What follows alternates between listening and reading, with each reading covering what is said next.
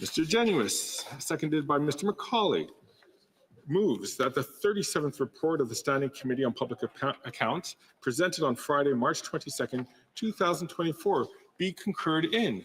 Debate. The honourable member from Sherwood Park, Fort Saskatchewan. Thank you, Mr. Speaker, and I will be sharing my time. I think colleagues do know about my general fondness for poetry.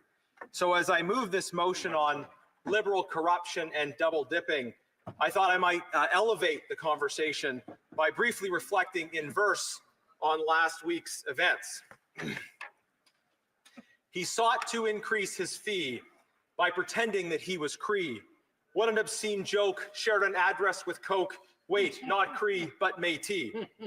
What a corrupt and insane notion. He sure caused quite a commotion. Edmonton Centre is fired. Calgary Skyview may be hired. Could we see a porch pirate promotion? For his false Indigenous boast, the minister now is toast. Texts re other Randy. Now that sure was handy. Calgary eyes a minister for Canada Post. Will this scandal cause a prime ministerial shift, or will he just run off to watch Taylor Swift?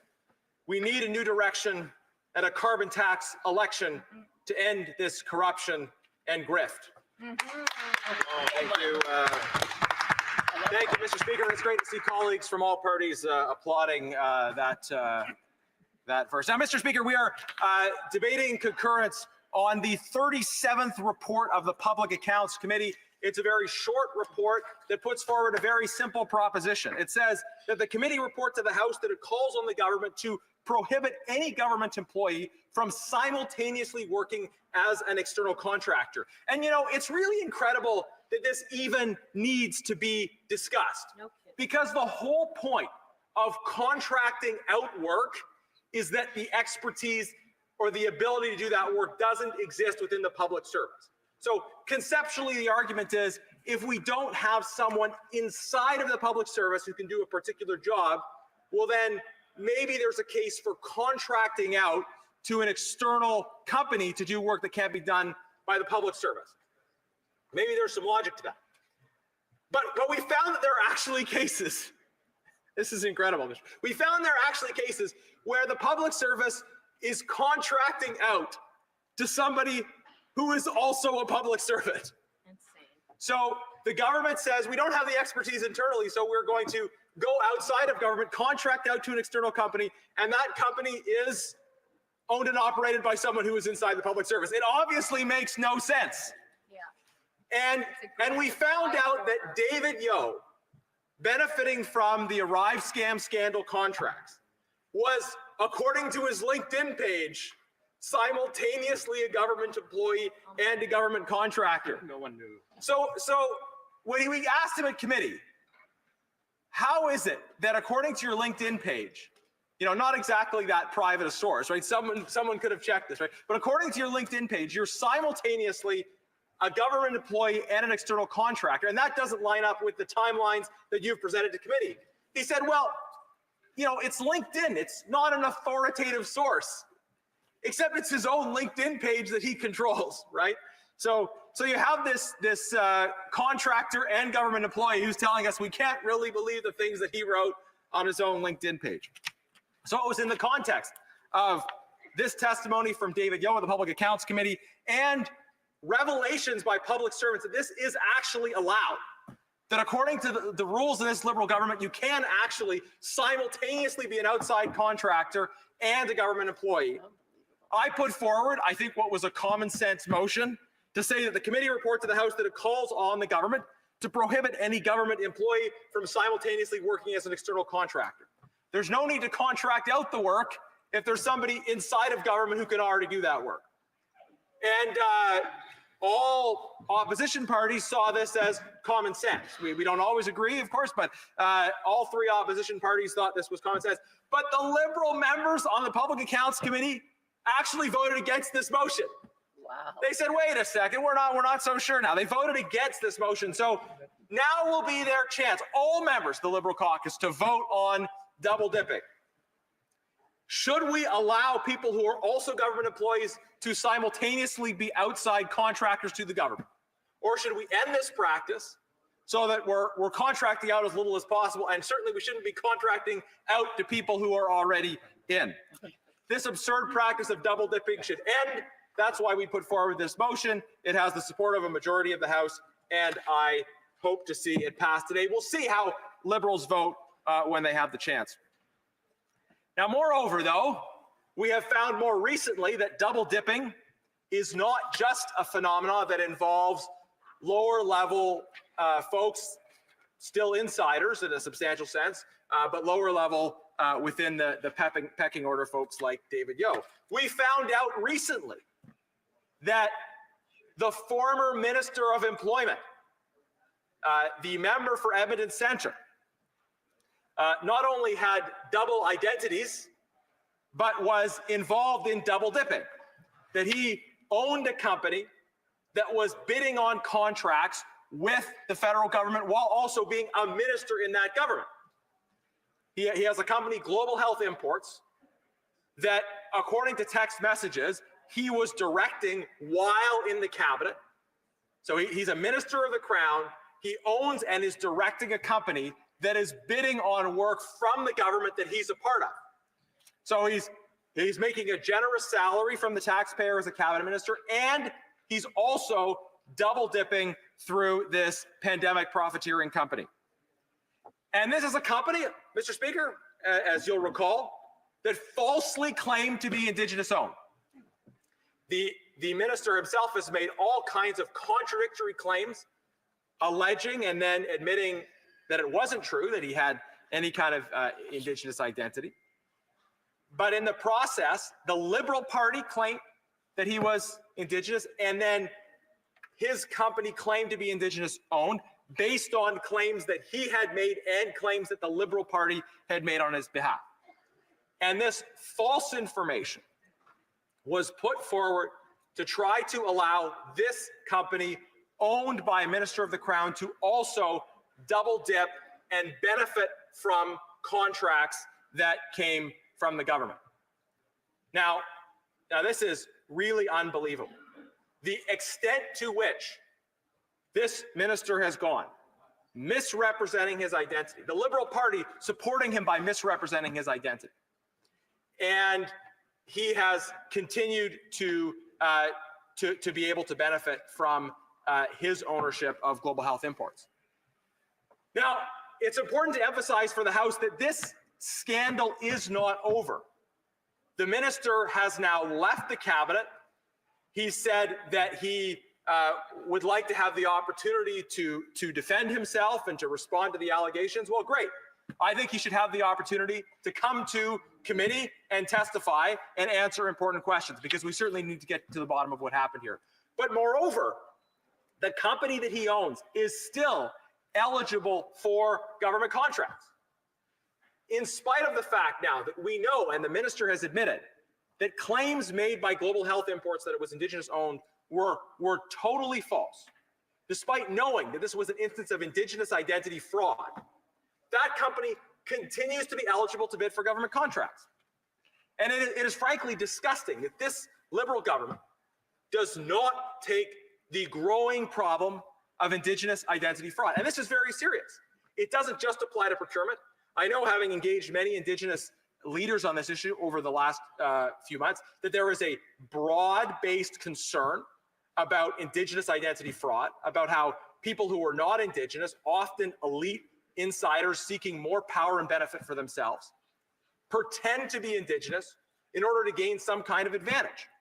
It could be access to academic opportunities. It could be access to sort of platforms and recognition. It could be any number of things. In this case, we're talking about access to government procurement. Procurement opportunities that were supposed to be set aside for Indigenous entrepreneurs, but now you have people who are pretending to be Indigenous, who are not Indigenous, to try to steal those opportunities. The minister's company did this. And although the minister is out of cabinet, he remains a member of the Liberal caucus, and his company continues to be eligible for these contracts. So the double dipping persists. The minister owns this company, former minister owns this company, but he remains a member of the Liberal caucus, he remains a member of Parliament, and his company is still eligible for these contracts. So it's time to end double dipping, end this corrupt grift that has gone on under this government, and stop the member for Edmonton Centre's company, Global Health Imports, from double dipping and bidding on government contracts. It's time to end the corruption and have a new government that stands for the interests of everyday Canadians. Questions and comments? Question commenter, the one for Courtney Alberni. I appreciate my colleague outlining that, in this motion, that the government prohibit any government employee from simultaneously working as an external contractor. Well, that completely makes sense. It's logical. This should have been happening years ago. Should have been happening under the Harper government, Mr. Speaker. And my concerns around outsourcing are serious, and I've raised them many times at Government Operations Committee, because we saw companies like Deloitte that got $11 million when the Harper government took over their majority back in 2010, and it tripled, Mr. Speaker, to $38 million. Now it's over $200 million. Guess who sits as managing directors of Deloitte? Former Justice Minister, Conservative Justice Minister Peter MacKay. Former Liberal Cabinet Minister Pierre Pettigrew. Now, Mr. Speaker, we need to stop all of this outsourcing from former politicians as well, Mr. Speaker, as well as former employees leaving the federal government service. Does my colleague not agree? Well, member for Sherwood Park, Fort Saskatchewan. Thank you, Mr. Speaker. So this motion is about policies that allow outsourcing to people who are inside the House. And I think it obviously doesn't make sense to allow outsourcing to people who are already inside the House. Now, it sounds to me like the NDP are saying that they would oppose any instance whatsoever where the government ever uses outside contractors. What we've said is that there's been a significant growth in spending inside the public service, and that there's also been a significant increase in outside contractors. And you have people hired to hire other people, and you have instances of people brought in to provide strategic advice, such as those at McKinsey, that should well be provided within the public service. So we think you can cut down on the abuse of this outsourcing, and there are obvious instances of corruption, misuse of this that can clearly be eliminated, Mr. Speaker. That's what we have committed to tackle right away. Questions and comments? The Honourable Parliamentary Secretary, Government House Leader. Thank you, Mr. Speaker. And it's an interesting. The member brings forward a motion of concurrence and spent most of his time talking about a completely different incident. And it's interesting in the sense that what we've been witnessing for the last 4 or 5 weeks now is a multi-million-dollar game being played by the Conservatives at a great expense to Canadians. And the member, once again, and I suspect he might have the record for the most concurrence reports brought into the chamber, continues to use this as a tool or as a mechanism to filibuster and prevent substantive legislation and other issues come before the House. I'm wondering if he could indicate to the members how it is that he justifies this self-serving, leader-driven, conservative leader-driven policy that they have in terms of abusing the chamber. The Deputy to Sherwood Park, Fort Saskatchewan. Thank you, Mr. Speaker. The member suggests that I may have the record for moving the most concurrence reports of any member. I do want to thank him very much for those kind words. It's very gracious of him to acknowledge my work in that regard. I'm very proud of having had the opportunity to put forward important motions on substantive policy issues before this House. And in this particular case, actually, I spent my entire speech talking about the issue, which is double dipping. Look, Mr. Speaker, we could end this right now. The government could commit to ending all double dipping. In the same way, the government doesn't seem to like the debate that's happening over the privilege issue. We could end that right away if they would just agree to hand over the documents. If you have a majority of the House wanting to see something, ordering the government to do something, it's a minority parliament. The majority of the House should have its way. When the majority of the House says, we want to see the documents, those documents need to be handed over. When you have the majority of the House saying, government should end this double dipping, the government should comply with that. And we end up with a deadlock in the House when the government representing a minority of seats and a very small minority in terms of public opinion, nonetheless insists on defying the wishes of the House and of the people of Canada. That's where we are right now. And the member, I think, needs to reflect on how his government is refusing to listen to Parliament and the people. And if they did listen to Parliament and the people, if they ended double dipping, if they handed over the documents that were ordered, then it would be a straightforward matter of proceeding on to the next order of business. Reprise de débat, continuing debate. The honourable member for Edmonton West. Thanks, Mr. Speaker. Now, when I was landing in my flight last night about 10 o'clock, got a text from our party saying we want you to speak on concurrence debate. And I said, well, which debate? And they said, well, the scandal. So of course, my first reaction is, well, what scandal? Is it the Green Slush Fund scandal where the government was funneling $400 million to Liberal insiders, where board and executives admitted they purposely ignored conflict of interest issues? Today in public accounts, we had the vice president who is from STDC, and she's also on the executive of the STDC. She stated she knew about the conflicts, but that it wasn't her job to do anything about it. She knew for years about the conflicts, but again stated that was someone else's job to deal with. And then the Liberals moved a motion to end the study, to kill the study. And before we could even debate the motion, they moved a further motion to move the debate in camera so they could hide their closure motion in the debate from Canadians. So here we have privileged debate that has been tying up the Parliament for 8 weeks now. On the study itself, the Liberals are trying to kill it. We also found out that this would stop having the industry minister and the environment minister appear before the Public Accounts Committee on the Green Slush Fund, even though they had been called months ago to attend. They're both refusing. And of course, the environment minister, as we are aware, he owned shares of a company called Bicycle Capital, one of the companies that his friend, who was a founder and co-owner, bilked taxpayers millions and millions despite having a clear conflict of interest. But that was okay because the minister's partner said she and the minister only benefited a little from the corruption, only several $100s. But I want to read from the Canadian Foundation for Sustainable Development Technology Act. It states, subsection 12.2, no director shall profit or gain any income or acquire any property from the foundation or its activities. So here we have the Minister and the Environment's partner violating the act itself, and the Liberals vote to shut down the motion. Minister of Environment and his partners stuffing their pockets with taxpayers' money, and the Liberals move to stop the investigation and account. But it turns out that was not the scandal we want to talk about today. I wondered, is it the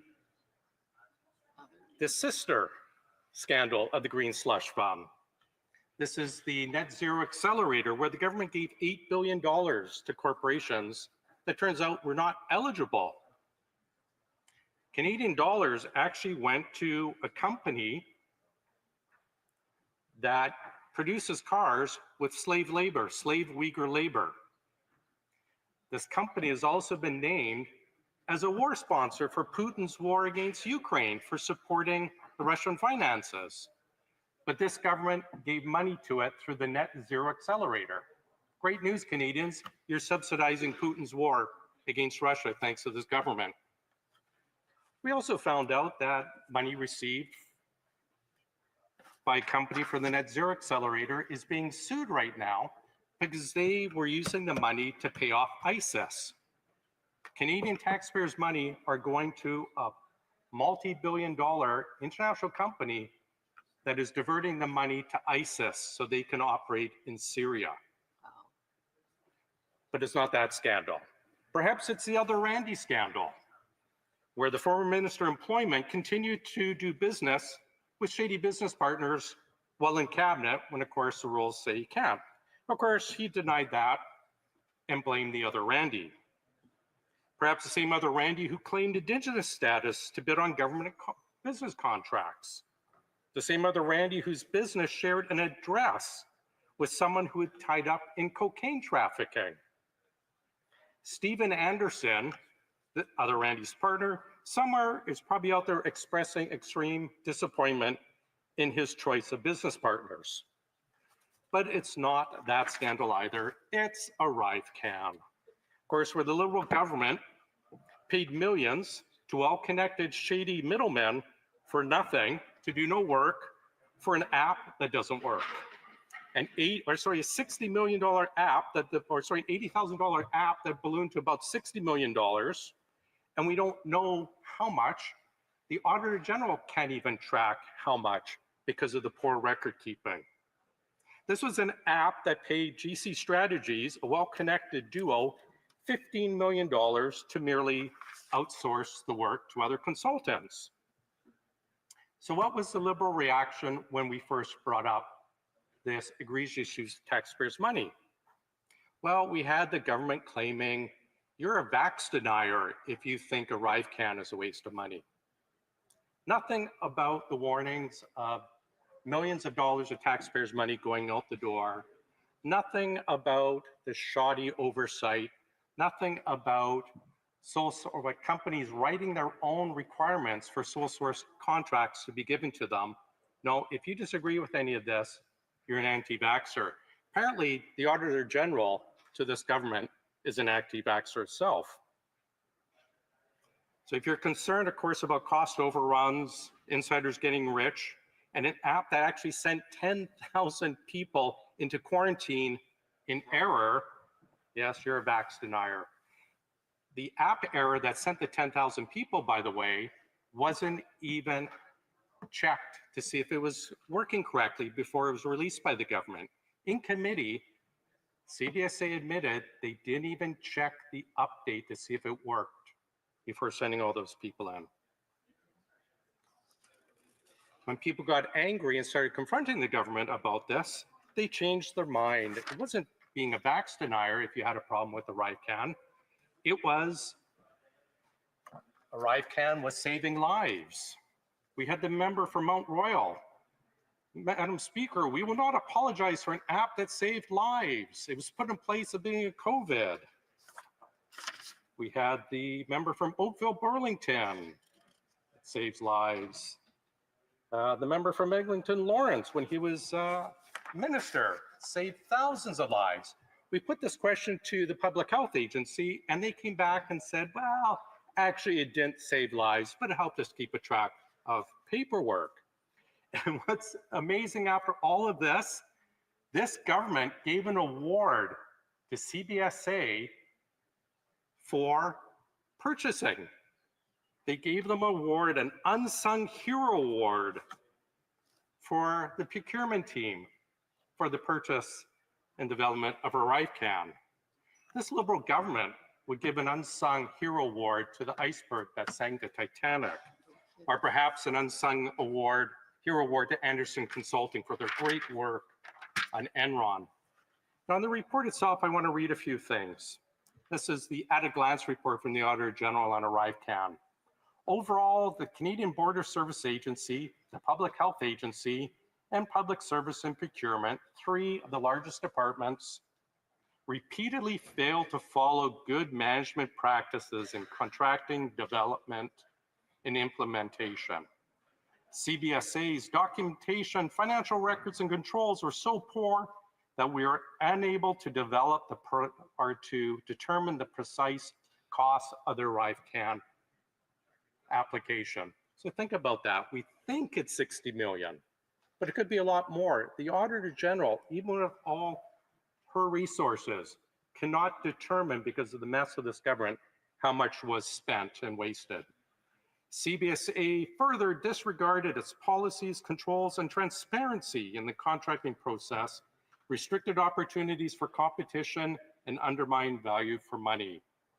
We found deficiencies in CBSA, how they manage contracts, and lack of concern about value for money.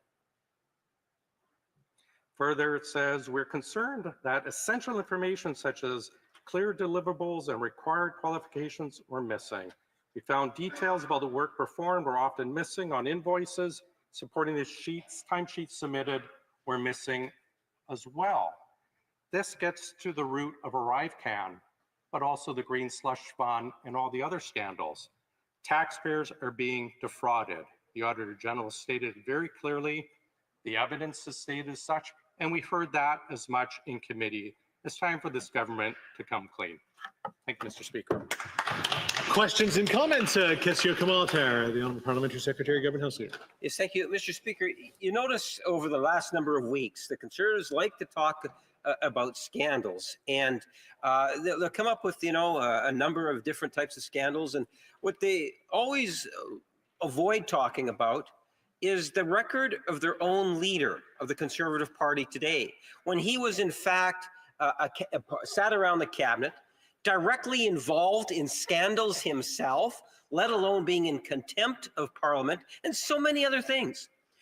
I have a booklet that I often refer to, Stephen Harper's Serial Abuser of Power, Scandals, Corruption, Abuse of Power. It doesn't even have the ETS scandal in here, Mr. Speaker. It's a pretty good sized book, lots of pages to it, I can say that much. And the question I have for my friend and colleague across the way is, would he not agree that behavior from the past is a good way to reflect in terms of what it is that the leader of the Conservative Party would really be like if he was Prime Minister, given the number of scandals he was directly involved in, such as trying to prevent people from being able to vote?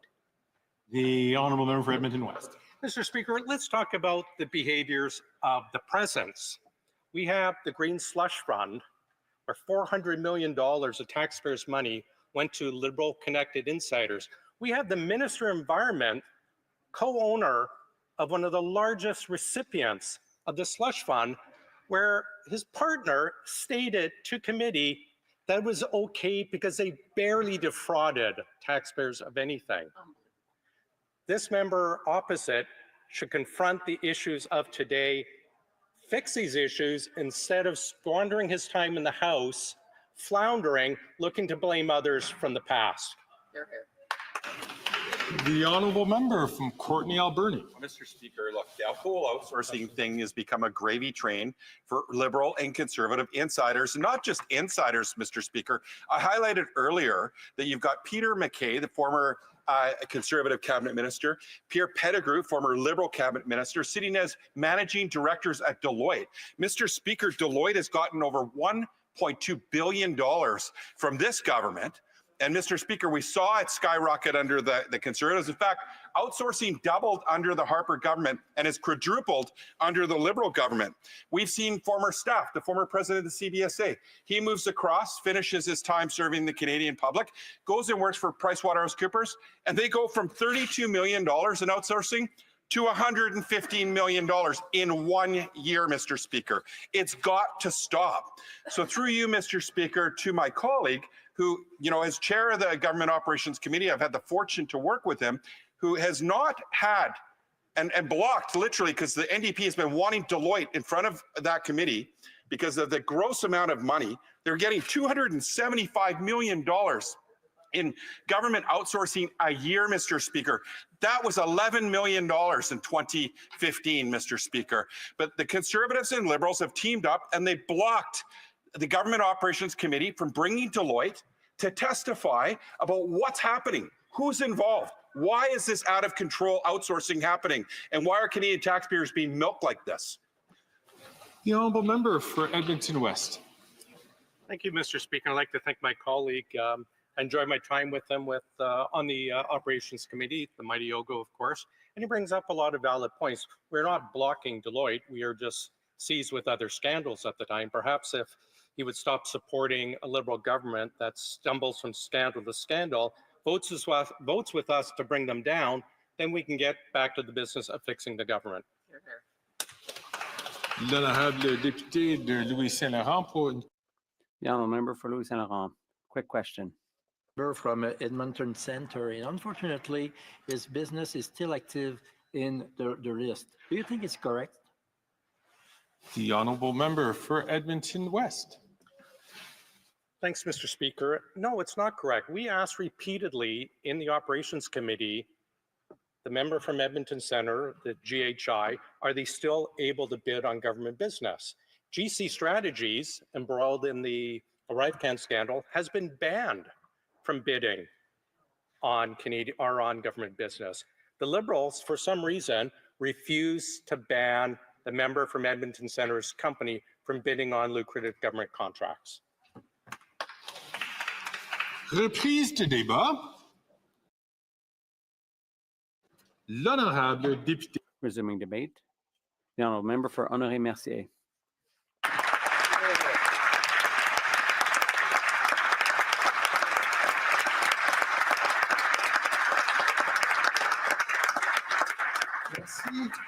Thank you. Thank you very much, Mr. Speaker.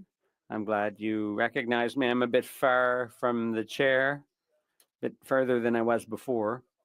And I don't get the opportunity anymore to rise in the House all that often. And this will be the last time. Even though I won't officially be leaving until January, today will be my last speech in the House. So I have a lot of emotions I'm feeling. The first time I spoke in the House was in October 13th, 2004. I was sitting way over there near the curtains. I was a bit thinner and my hair was a bit darker. And I was a bit, just a bit nervous, Mr. Speaker. So it's been 20 years and a bit since then. And my first speech was the beginning of a big adventure, but it was also the end of a long journey that ended in me becoming a member of Parliament. And just between you and I, between you and me, Mr. Speaker, this really is in my DNA, and it's really my father's fault, if you will. I've already talked about my father here in the House. He was a candidate for governor of a province, and Chile was under military rule at the time. He was a political prisoner at one point, but he was just a student, and he was advocating on behalf of mothers with disappeared children. He was jailed and tortured, and during the night, 2 bombs exploded in our house. So we were all injured, my parents, my sisters, and myself. We survived, but we all knew it was just a matter of time before he was killed. So we left Argentina. We took off, we escaped, and we wound up in Quebec, in Canada. None of us spoke any English or French, really not at all. And we lost everything when we fled Argentina. And, you know, when you leave a country, when you're fleeing, you take very little with you. So my mother worked as a cleaning lady, and I went to help her. And we had to turn to food banks very often. And we went to the Salvation Army as well. I remember wandering the aisles of the Salvation Army. But because of my parents' diligent work and their perseverance, they became teachers. They graduated, and my father was a professor at the University of Sherbrooke for over 20 years. And I can't tell you how this example led the way for me. He showed me what was possible when you make an effort and when you work hard. And so this is also thanks partially to the outstretched hands of Quebecers who welcomed us so warmly. They helped us. And I remember a conversation that I had with my father. It was at the very beginning when we had just arrived. He had lost friends. He'd survived torture and bombings. And he said to me, "Son, Canada is a welcoming country. It's a land of opportunity. You can do everything you want here, anything you want, but please don't go into politics." I didn't listen to him, Mr. Speaker. That time I didn't listen to him. But on another occasion, he said to me, human beings do not have any perfect tools to change or improve the world. But what they do have is politics, and that's where I listened to him, and I started to be a militant. I started to be a supporter in college and university, and my commitment really took off when I started to support the Young Liberals. And that was a fascinating time, and my colleagues from the Bloc Québécois will remember. In fact, all of my colleagues will remember. It was a time when it was just after the Meech Lake Accord, which people should have accepted. So that was a huge error. So it was in the early 1990s. And there was the Bélanger-Campeau Commission, the Charlottetown referendum, the 1995 referendum on sovereignty.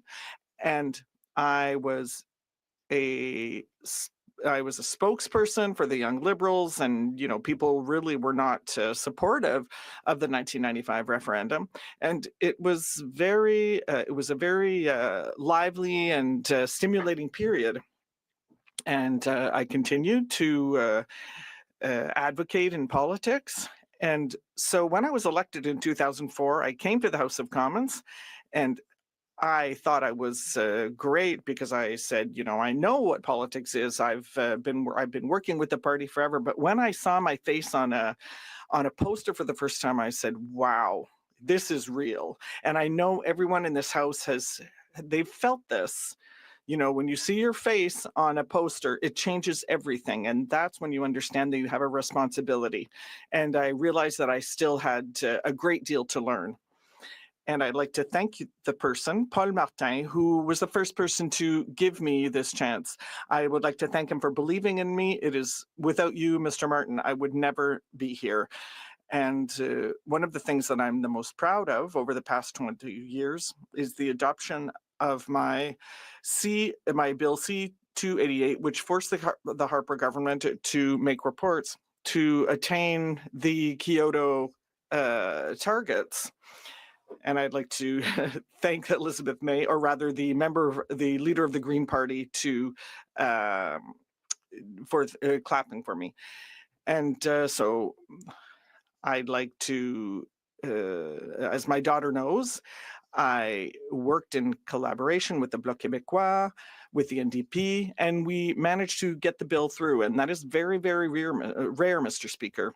And it's the proof that not only we do politics together, but everyone wins when we work together, because it is possible to do so, Mr. Speaker.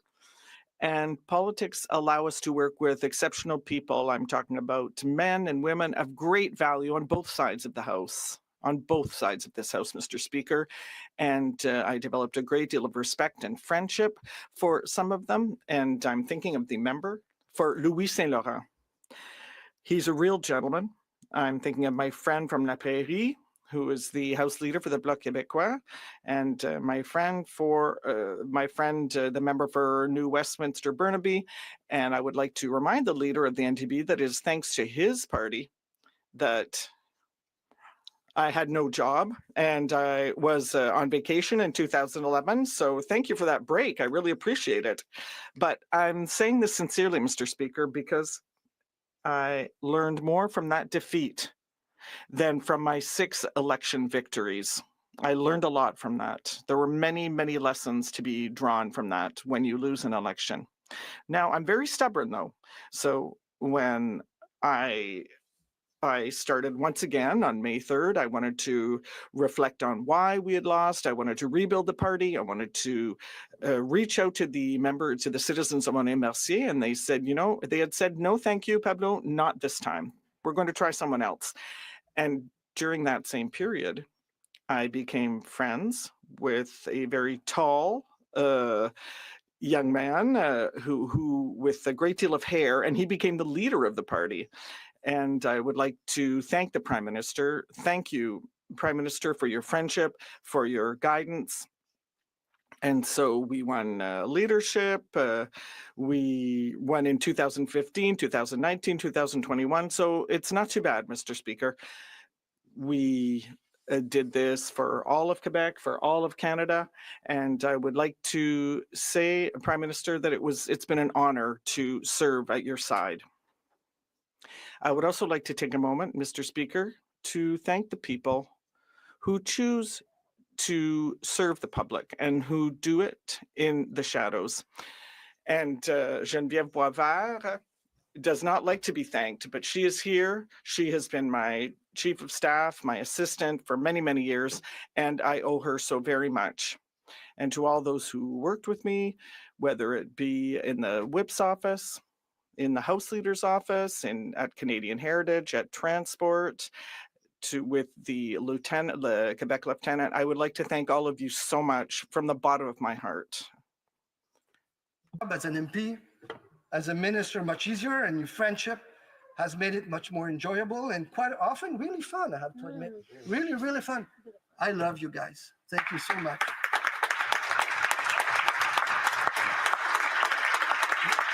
And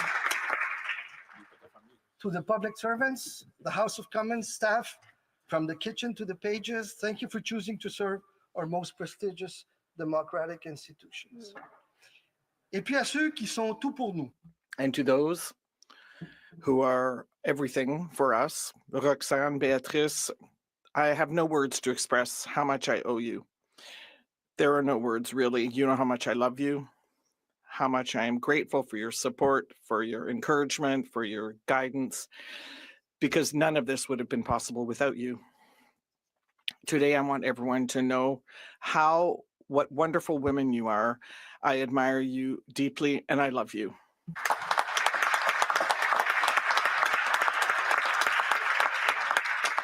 Monsieur le Président, durant toute...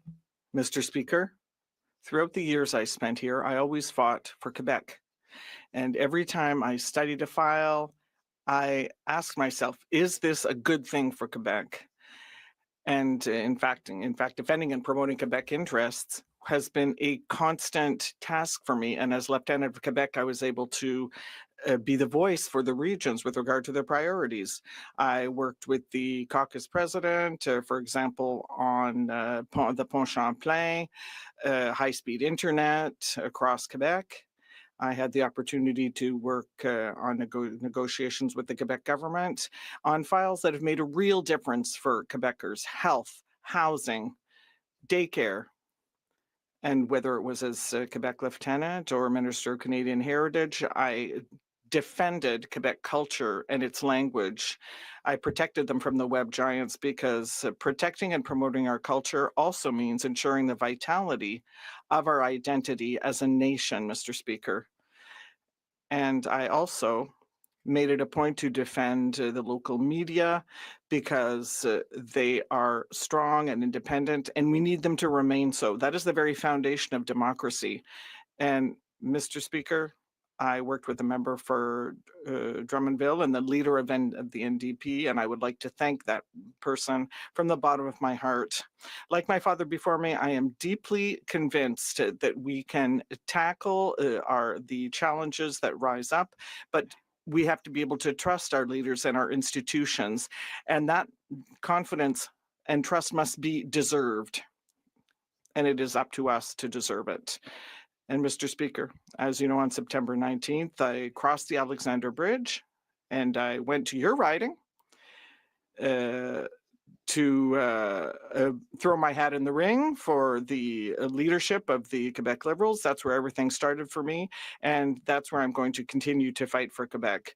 You know, over the past years, I spent a lot of times discussing with people, and they said that things are not going so well in Quebec. And so I think that by running for leadership, I can make this change. So I decided to throw my hat in the ring, as I said, in company with my family. And by crossing the bridge, I leave my friends from Quebec, the caucus, and you know, you included, Mr. Speaker, people for whom I'm very fond of, who I admire, and I've worked so hard to make a change in politics. And by crossing this bridge, I'm leaving behind a large part of my career, of my life. And I would say, Mr. Speaker, I did the very best I could. No one's perfect, but I did everything I did was with conviction. I did the best I could to the best of my abilities with a deep love for this House, for Quebec, for democracy. And you know, Mr. Speaker, I started in 2004 by thanking my constituents for Honoré Mercier. And these will be my last words as well. Without your generosity, your support, your friendship, your trust, none of this would have been possible. The past 20 years have been a true honor for me to serve you. It has been the honor of my life, and I don't know how to thank you. Gracias.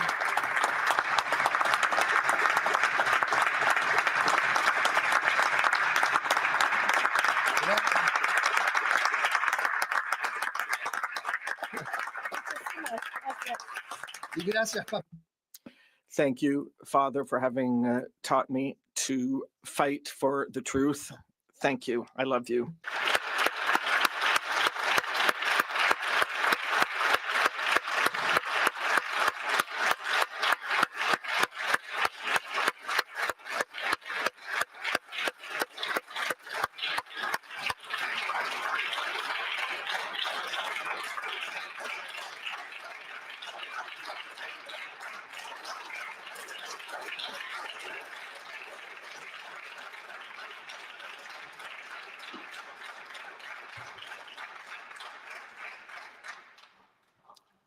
C'est au tour de l'honorable député de... The honorable member for Louis Saint Laurent. Thank you very much, Mr. Speaker. I love decorum, but I am going to turn my back on you. Please don't take it personally. On August 5th, 2015, it was the first time that we met, but it was on air, Mr. Speaker, because 10 times during the 2015 campaign, we had a debate with 2460, and I was always with the member for Honoré Mercier. So the first 10 times, we fought all the time, because even though he said, I'm not looking for a fight, he always fought. And I defended the Conservatives, he defended the Liberals, but we started to respect each other as well. Mr. Speaker, I would like to commend my friend, the member for Honoré Mercier. His personal story is extremely inspiring for one and all, and he told us about it just now. Son of immigrants who were expelled from their country through violence. He came here to Quebec, to Canada, and he didn't know who Guy Lafleur was. He didn't know what beau dommage was, and he only spoke Spanish. A few years later, he spoke 3 languages. He could break down every single play by Guy Lafleur, and he knew all the words to all the songs by beau dommage. And in fact, Mr. Speaker, he said that his greatest happening in his life was having been the Minister of Heritage, because he's a musician, he's an artist, and he's someone who is very passionate. I hope I'm not revealing any secrets here. And I know that he is going to continue with the same qualities, the same ambitions, but on another territory. Mr. Speaker, no one's perfect. Now, his way of politics was a little bit different. His political party is different. And he said earlier, just now, that perhaps his best political experience was his defeat. He has 6 victories and 1 defeat. I have 6 victories and no defeats, and I'm not looking for a defeat, but it's true that we learn that way, because he lost the riding of Honoré Mercier, and that means that is the proof that no one is immune. Anyone could lose their seat because of a wave that comes surging forward. So this can happen to anyone. It happened to the member for Honoré Mercier.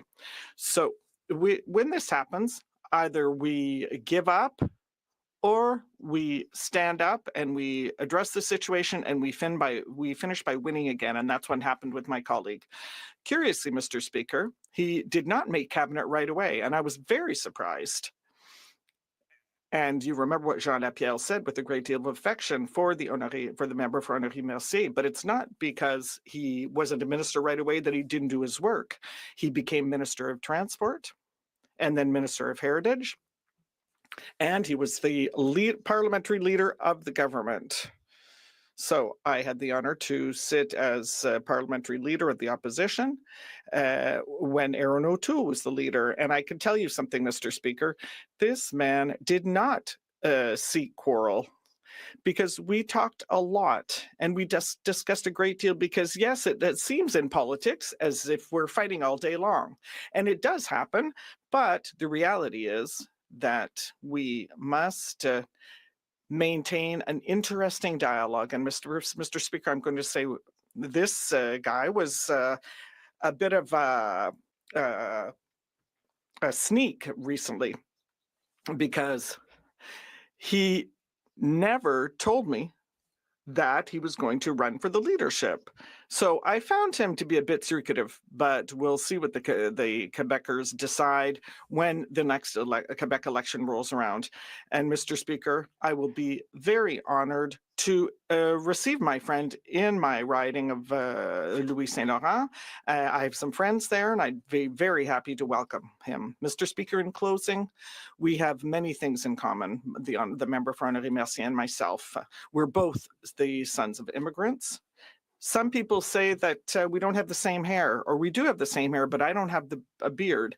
We both have daughters. My daughter is named Beatrice, like his, and I would like to commend and salute his daughter today. And I would like to commend all the members of the family. It is a real honor to have you here. And I would like to, and it is very touching to see the affection that the member has for his family. Mr. Speaker, there is one thing that brings us together, us two. It is the same passion for Canada. I wish you all the best, my friend.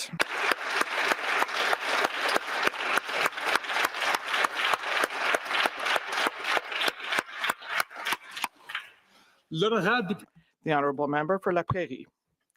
Thank you, Mr. Speaker. First of all, I'd like to say that the member for Honoré Mercier learned a great deal from his election defeat, but unfortunately, the member for Louis Saint Laurent has not lost, so we don't know what his limits are. I've lost 3 times. I'm used to it. So, Mr. Speaker, it is an honor for me to underline the departure of this honorable member. And I have to say that at first, our colleague, well, he was part of a government that constantly interfered in the areas of jurisdiction of Quebec. And so we said, finally, you should just go to Quebec if you want to keep interfering. And he did. So thanks for listening to the Bloc Québécois. Now, when he says that, people say that the Bloc isn't good for anything, but now you see that it is. The member for Honoré Mercier is the mini-wheats of the House of Commons. You know, mini-wheats, there was one side that was frosted and one side that was healthy. Well, the member has definitely a side that is fun and a side that is wise. And since we were House leaders at the same time, I saw both his frosted and his healthy sides. So he certainly liked to provoke me. And, he yelled a lot during question period, but we loved it. Everyone finds him funny. Everyone loves him. And we do as well. And I had told him, well, I didn't stand up here to pick a fight. And he said that we were grouchy, but that is not why I'm speaking today. So, Mr. Speaker, I know I don't have, I called him the Pablo principle. I know I'm not allowed to say his name, but I called him the Pablo principle. So he knew that we had 2 or 3 questions at a time. And so he started out, very quietly with his first answers. But when we got to our last question, then he was on fire. He really told us what he thought, and he knew that we couldn't get back at him. That is the Pablo principle. So I don't know if everyone caught this, but if the Conservatives decide, if they get to that side of the House, well, I have some, they can take him as an example. He is a wise aspect as well, and I appreciated it. You are made of the same ilk as the member for Louis Saint Laurent. You're a great man, you're a great people. When it's time to put partisanship aside, then you do so to discuss and make files move forward. I'm still leader of the bloc in the House, and my honourable colleague was the Quebec lieutenant for his political formation. And I told him, I'm your natural ally. I'm the leader in the House of the Bloc Québécois. My aim is to defend Quebec. That's it. Easy. And your job, I said to him, is to be lieutenant, and so you will defend Quebec as well. I would like to say that when we've collaborated, and my colleague Boissonnault as well, when we all work together, Quebec would win, would come out stronger. And a lot of colleagues don't realize how much we've worked together and found solutions together. Sometimes I'd talk more to this MP than my wife. We were always on the phone. It wasn't always easy. He'd say, Alain, we are trying to build a plane while it's already flying. To me, it's feasible, but it's not an easy feat. So we had work to do. We had to work, and we did together. And I've always enjoyed working with my colleague. I have huge esteem for him. Sometimes, unfortunately, people talk about the honourable member to those who haven't been to Parliament, and people only hear about his fiery side. They say, no, he's only fiery. That's not a good thing. And I say, no, he's great. He has two sides. And I'll never forget the work we've done together, Mr. Speaker. Of course, he loves Quebec in his own way. I love Quebec in my way. But we must respect the fact that we have differing opinions on occasion. We were meant to have a beer together at some point. Of course, I'll take a Canadian and I'll take a bleu. But we can still agree that we like beer. We can still have a beer together.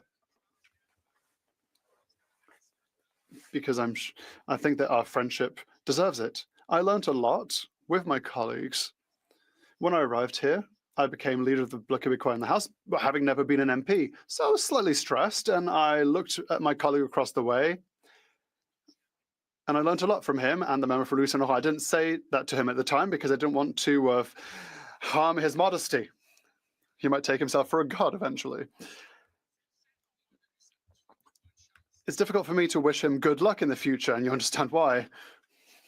But I hope that there won't be a clip of what I said today that will be in Liberal adverts during the 2026 elections. I really hope not. That would be terrible, because that would really be uncomfortable for me, Mr. Speaker.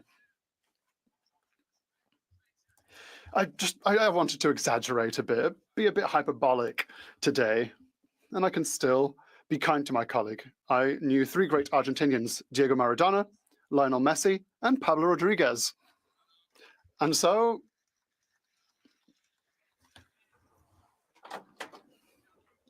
and I want my last words to him to be the following. See you next time for our next argument, my friend.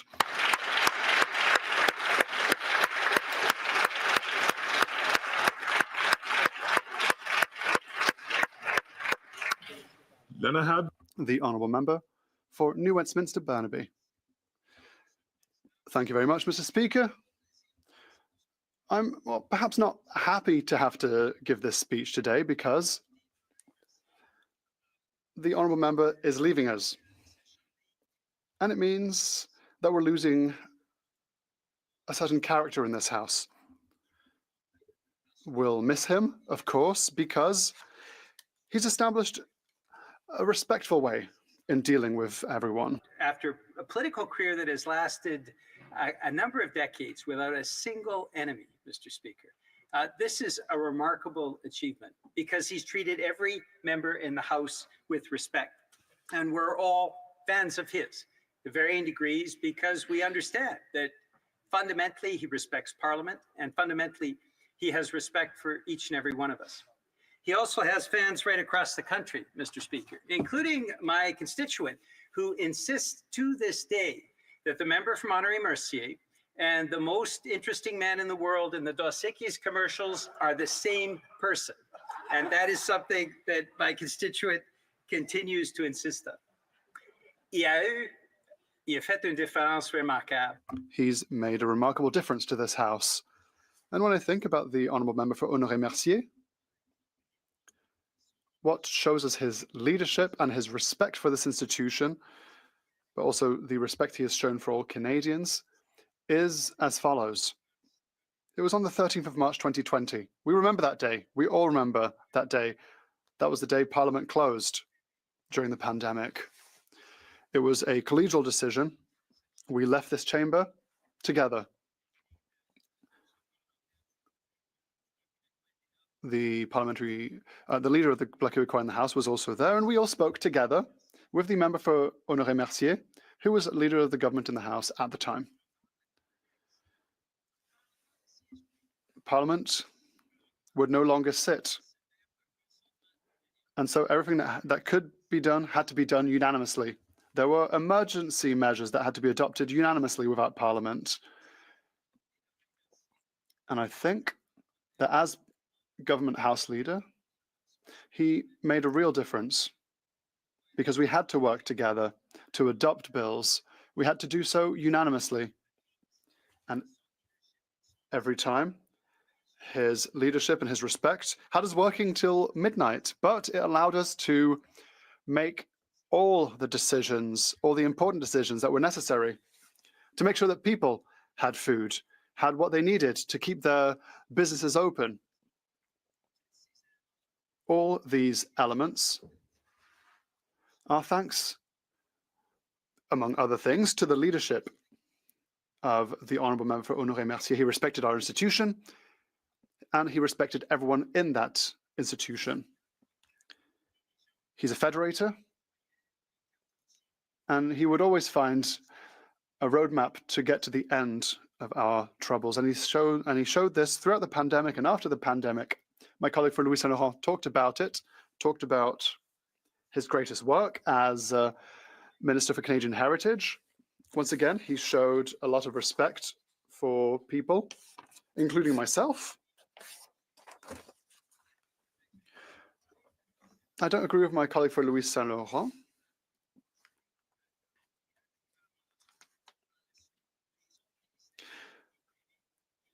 He was a good member of Canadian Heritage, and then he had the same federative power in his other portfolios. He had great love for Quebec, that is for sure. A great love that he showed throughout his career, and great love for Canadians that he has shown innumerable times through all of the work that he has undertaken. All we can say now is good luck, my friend. Good luck for your next challenge, and we'll miss you greatly.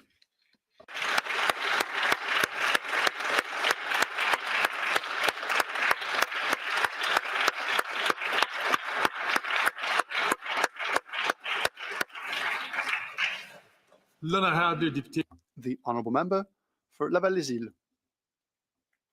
Thank you, Mr. Speaker.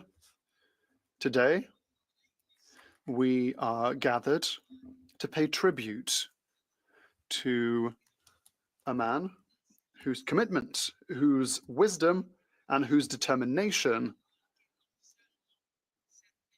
have marked this institution, but also marked Quebec and our country as a whole. My colleague, my friend, the Honourable Member for Honoré-Mercier,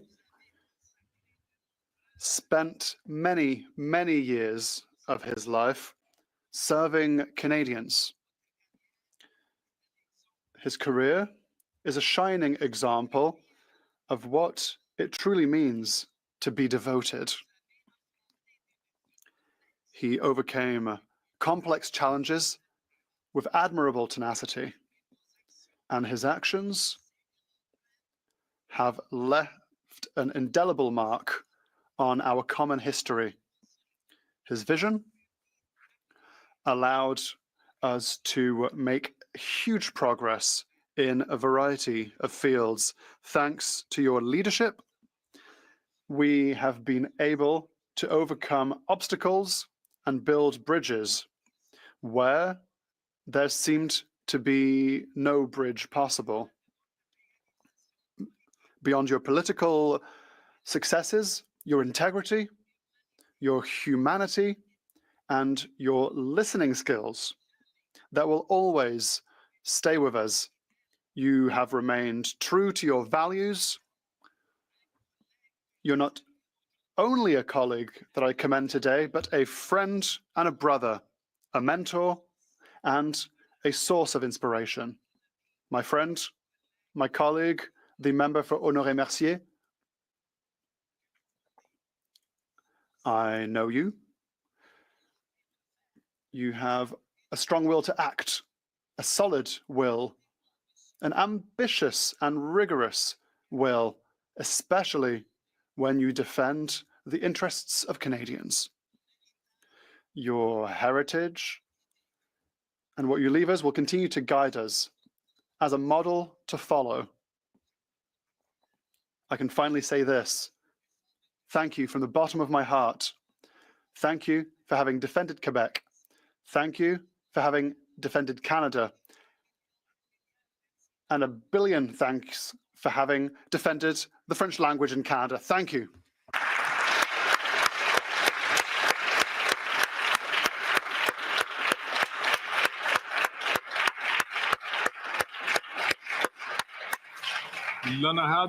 The Honourable Member for Saanich Gulf Islands. Thank you, Mr. Speaker, and thank you. I fully agree with my friend, the Honourable Member for New Westminster Burnaby. It's not a pleasant speech to be giving. It's a sad speech because I have been working with our honourable colleague in a minority situation with a prime minister. Well, we started working together even before I was a member.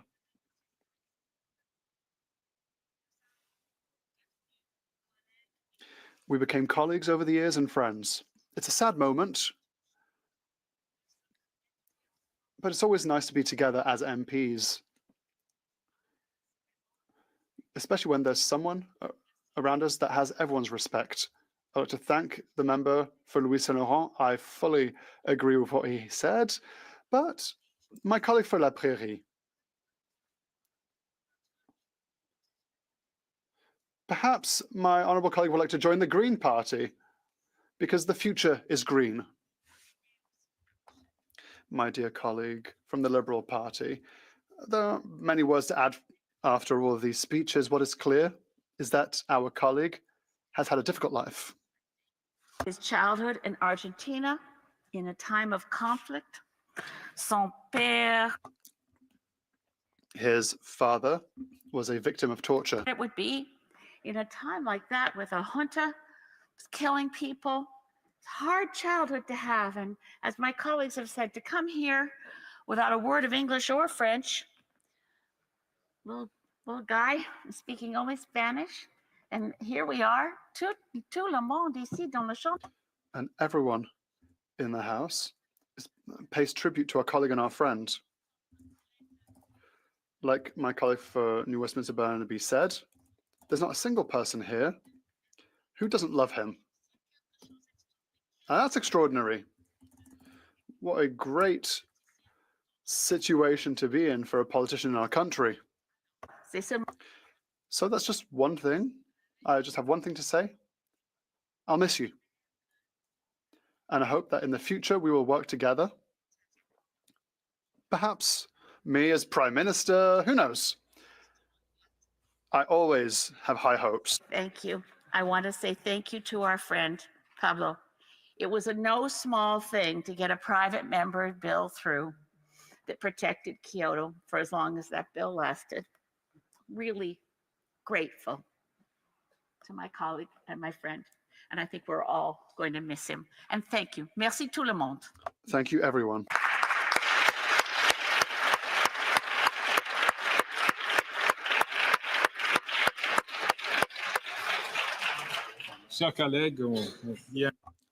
Dear colleagues, it is said that we're happy to see someone apart from the day he arrives and the day he leaves. But that's not the case for the Honourable Member for Honoré Mercier, who is someone who has shown that this chamber is a special one. His collegiality and the friendship we all have for him is extraordinary. I would like to commend the Honourable Member. He is a long-term friend. We've known each other for nearly 31 years. And he was right. Back then, he had his beard, but it was black. He was a bit thinner than he is now, but he was still elegant.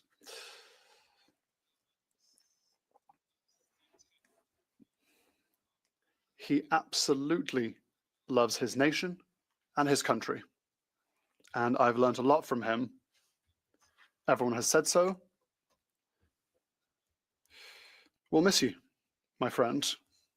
And I would like to say thank you for everything that I've learned from you. I would like to thank you for all your work that you have undertaken here in Ottawa. And I have nothing but good hopes for your future. Thank you very much.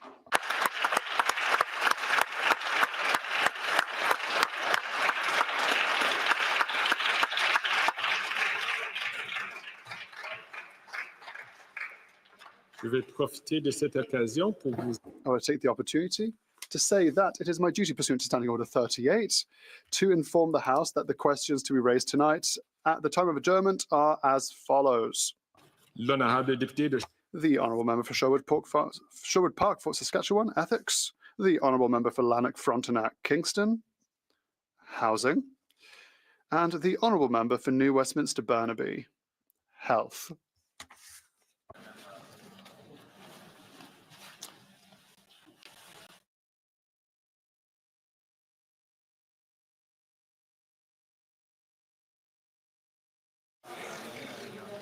On va tenter une minute avant de... We'll just wait a minute before continuing.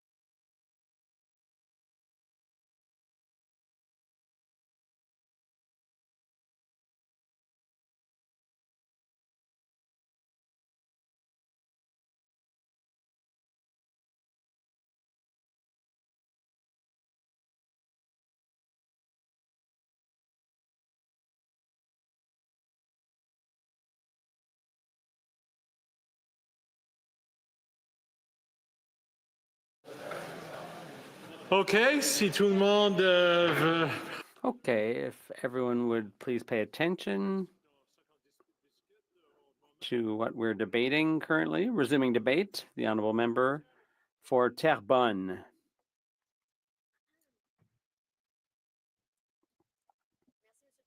Thank you, Mr. Speaker, and thank you for patiently waiting for the professions of love to wrap up before I began my speech. I had many occasions to cross paths with the member. I wish him every success in Quebec, and I wish him I have nothing but the best wishes for him. So today we're talking about a report from the Public Accounts Committee, where I have the honor of being the vice chair. And we're talking about ArriveCan, but also about an issue that came up in our study. Excuse me, Mr. Speaker, can you hear me? I see a couple of people. They see me now. The time and the sound in the chamber. The honourable member for Terrebonne. Well, yeah, the curtains are not sound blockers. Thank you. Thank you, Mr. Speaker. So I'll continue, Mr. Speaker. So the committee unanimously passed a report about a particularly troubling thing, and the committee called on the government to ban public servants from simultaneously working privately. It's like asking a young person to do their homework. It's as simple as that. How can the government tolerate that for years a public servant of one of the highest security departments, National Defense, was at the same time simultaneously a contractor for the same department and for other departments too? It's not very encouraging that the Public Accounts Committee should have to make that kind of recommendation. So let's go back over the context, because we still haven't had any accountability around ArriveCan. No minister has taken responsibility. No one has taken responsibility for what happened with ArriveCan. So let's just go back over what happened. The Office of the Auditor General a few months ago, in early 2024, published a report on the management of the ArriveCan app. And according to the Auditor General, this was the worst case of mismanagement she'd ever seen in her career. The app that was supposed to cost $80,000 initially ended up costing $60 million. The Auditor General's report reveals the role of the company GC Strategies in all of this. And then there was another company that was paid out in connection with ArriveCan. So a two-person company pocketed $7.9 million. The company's name is Dalian. So they were paid $7.9 million for the ArriveCan app. $7.9 million for a sole proprietorship. That's quite a lot of money for something that was only supposed to cost $80,000 initially. And what we also learned is that this was just the tip of the iceberg. And people in English like to talk about double dipping.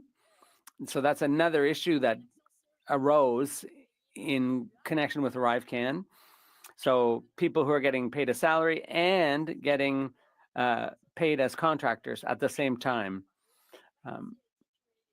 And so it's just impossible that people could have been working, wearing two hats at the same time.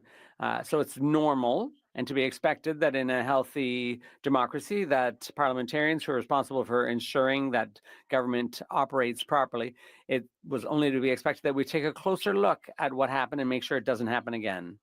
So there were huge problems in terms of supply for at least 15 years now. This is how the government's been operating. It's so hard to get into the pre-selection of companies that the government deals with small companies that don't provide any services. They just look for others to provide. They're like the middleman. And so the government started investing huge amounts. They tripled and quadrupled and quintupled the amount of money they were spending on contractors. And the prices just went up, but the value of the service provided was no better. So the CEO pocketed between 12 and 20% of the commissions. David Yeo, the CEO, who did nothing other than act as a middleman. So the taxpayer ultimately ends up paying a lot more than they should have because we have a dysfunctional department. So what happens is often the same person is the contractor and the subcontractor. So we're paying more than twice. You pay for staff, you pay for the contractor, and then other people are paid as employees of the contractor, as subcontractors. So what we found was a company that took advantage of a system that's broken, and they pushed that advantage to the extreme. David Yeo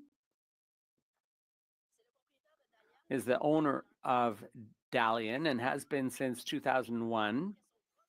And according to the Department of National Defense, Dalian received $200 million from the federal government since 2015. And another company, Caradex, had purchased shares in Dalian. They shared the same offices, and the directors of the same people were the directors of both companies. More specifically, in the ArriveCan scandal, in December 2023, David Yeo was hired by National Defense, and he had to fill out a form. He had to make a statement, a declaration. And in September, 9 days later, a contract was signed between National Defense and Dalian.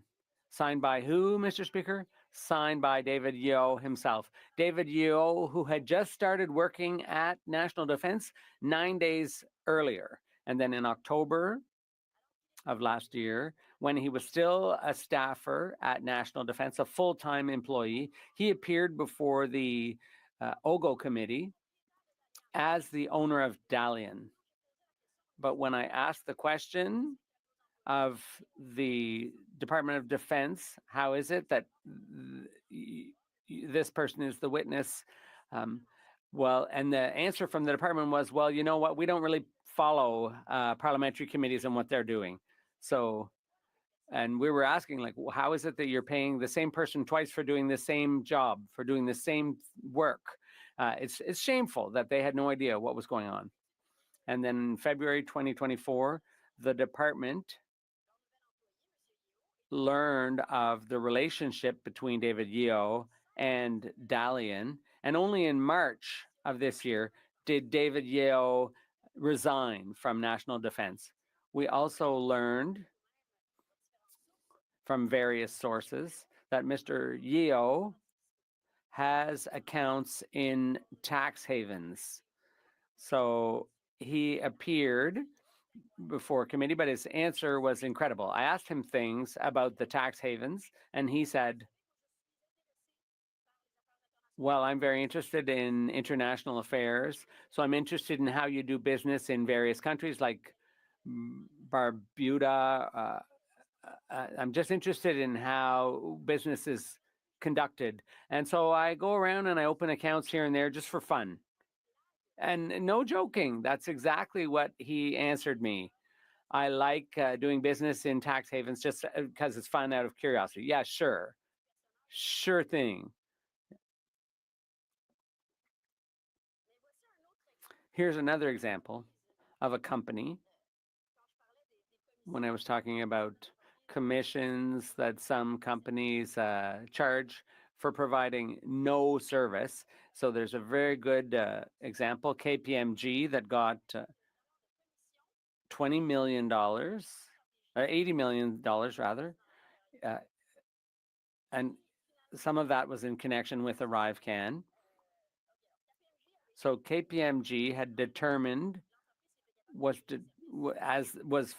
that government officials decided that KPMG was the firm that was capable of providing the service. So they selected KPMG, but they went through GC strategy. So ultimately, taxpayers paid, even though the provider had already been identified, KPMG, taxpayers still had to pay a commission of $84,000 to GC Strategies, who then referred the work to KPMG.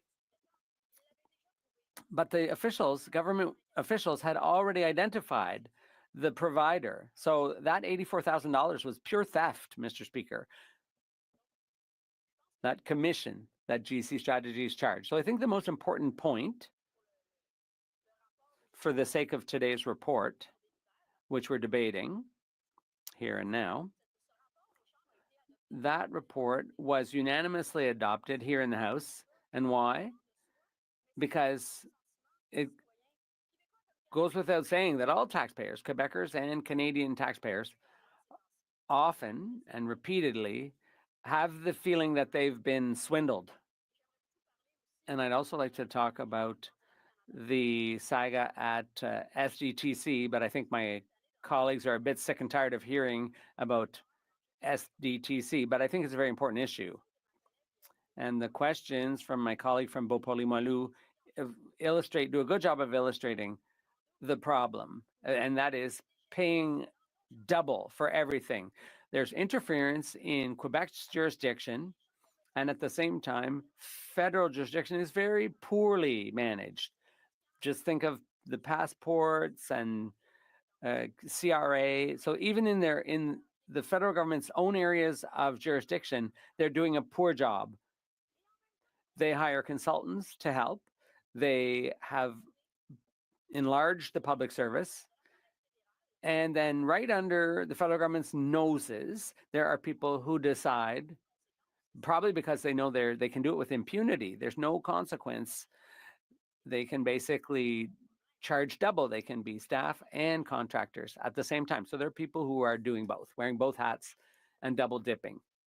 And I said this before, the average person feels that they're getting ripped off. They're getting swindled. I gave a couple of examples just now in my speech, but there are many more. And I don't want to get into conservative scandals that preceded, but there was the ad scam or the sponsorship scandal in 2002. There was ultra-rich Chinese businessmen who paid for access to the Prime Minister. There were the trips by the Prime Minister to various countries, which were very expensive. There was the We charity, the SNC Lavalin scandal. There was the travel expenses scandal involving $190,000 in airline food, $160,000 for a holiday trip to Jamaica, $1.66 million for a trip to India. Then there was the scandal of the member for Parliament for Edmonton Centre, the former Minister of Employment. Then there's the SDTC scandal. We're talking about tens of millions of dollars in that case. And last week at committee, we learned that the former president of the board of the chairman of the board of directors had invested in a venture capital fund, which was getting money from the government. So she was getting richer personally based on funds that she had received from the government of Canada. I don't know what you want to call it, Mr. Speaker, but it's certainly scandalous. But people are getting inured to scandals. Let's also talk about Coradix. That's the firm that was associated with Dalian, and Coradix owned 49% of Dalian. Coradix is now suing the government. You have to have quite the nerve to sue the government for something like that. So they shared offices, and the guilty parties were not even suspended. And Mr. David Yeo belongs to an Indigenous community. And so their offices were shared, Coradix and Dalian, in downtown Ottawa. And they had the same speaker on their respective board of directors, the same chairman, rather, of the board of directors. And they managed a total of 475 IT consultants for the federal government in return for healthy commissions. So there were tons of people who knew what was going on, and they quite simply said nothing. And now that company has the nerve to seek financial compensation from the federal government because of the contracts were suspended. And yet they knew that the owner of the company that they were 49% owners of, they know that that CEO was double dipping, and yet they have the nerve to seek financial compensation. Compensation basically for turning a blind eye to what was going on. And we're not just talking about getting money back for past contracts. This is all about the suspended contracts. And they feel like they're being unfairly punished for basically turning a blind eye to a very reprehensible act, which was stealing from taxpayers. So I certainly hope the government will take a hard line on this litigation, because what they've done is exposing the government to ridicule, and I hope they don't become even more ridiculous by paying even more taxpayer money to a company that turned a blind eye to wrongdoing. Because I think the taxes of my constituents, and I don't want their tax dollars going to a company like that. So, Mr. Speaker, to wrap up, in a healthy democracy, people need to have confidence in their institutions. Respect for institutions is very important. And right now, with scandal after scandal, our constituents feel that they've been ripped off. And there was the SDTC scandal. And that scandal is a huge scandal. And right now, it's paralyzing the House. But what people see is, okay, it's just another scandal. And what's going to happen next week with the next report from the Auditor General?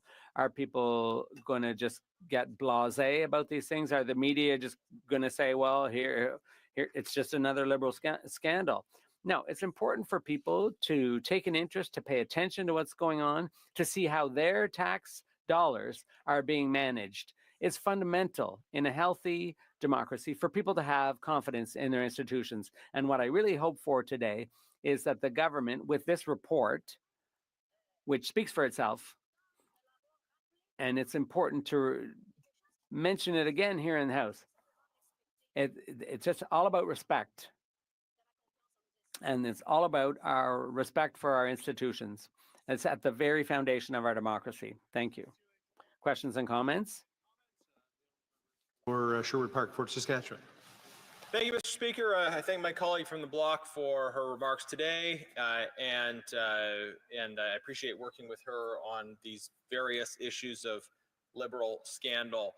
I wanted to ask her specifically about the company that is owned by the member for Edmonton Centre, still a member of the Liberal caucus. This is a company that continues to be eligible for bids on government contracts. This is a company that committed Indigenous identity fraud, falsely claiming to be Indigenous owned, that continues to be owned by a member of the government caucus. Our position in the Conservative Party is that that company should no longer be able to bid on government contracts. It doesn't make sense for a company that has committed Indigenous identity fraud and that is owned by a member of the government caucus to also simultaneously be bidding on government contracts. Would the member agree that Global Health Imports owned by the member for Edmonton Centre should be barred from bidding on government contracts? The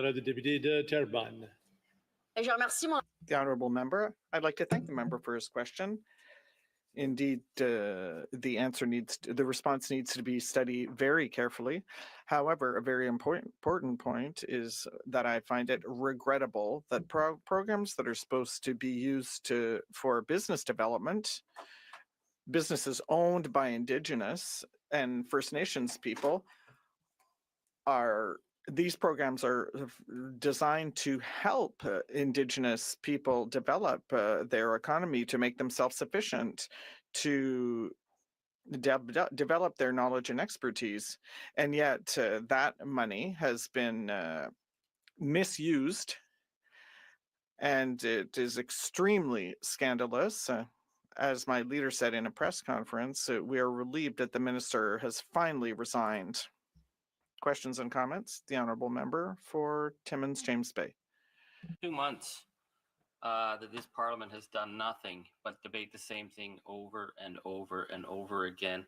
I feel like we're immature children in a sandbox as the tsunami comes. We have the Trump election facing us.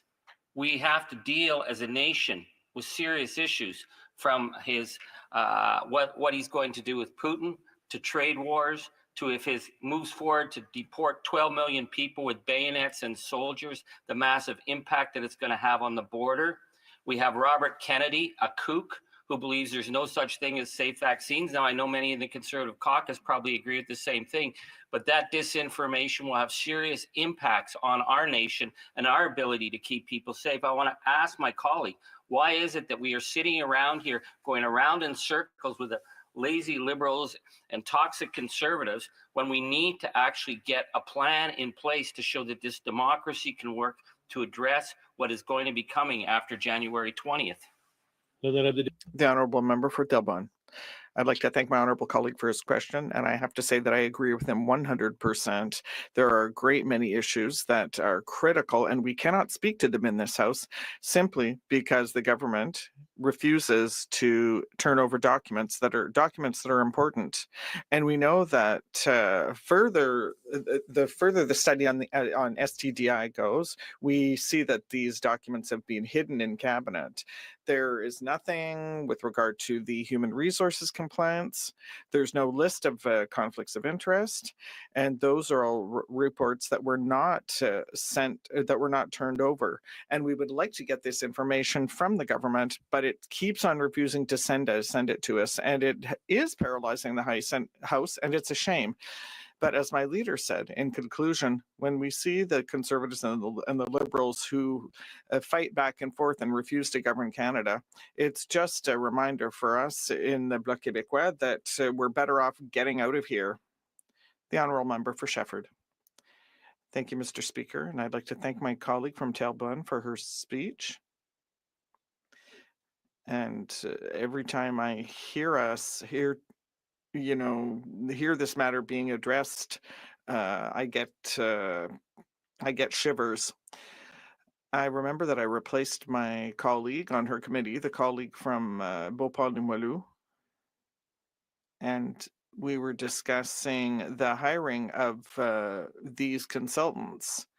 And when we saw in the media the explosion of the number of civil servants who were hired, and the government said, well, I don't have expertise, so we have to hire outside consultants. And so they hire public servants with no expertise, and then in addition they pay external consultants because their own public servants don't have enough expertise.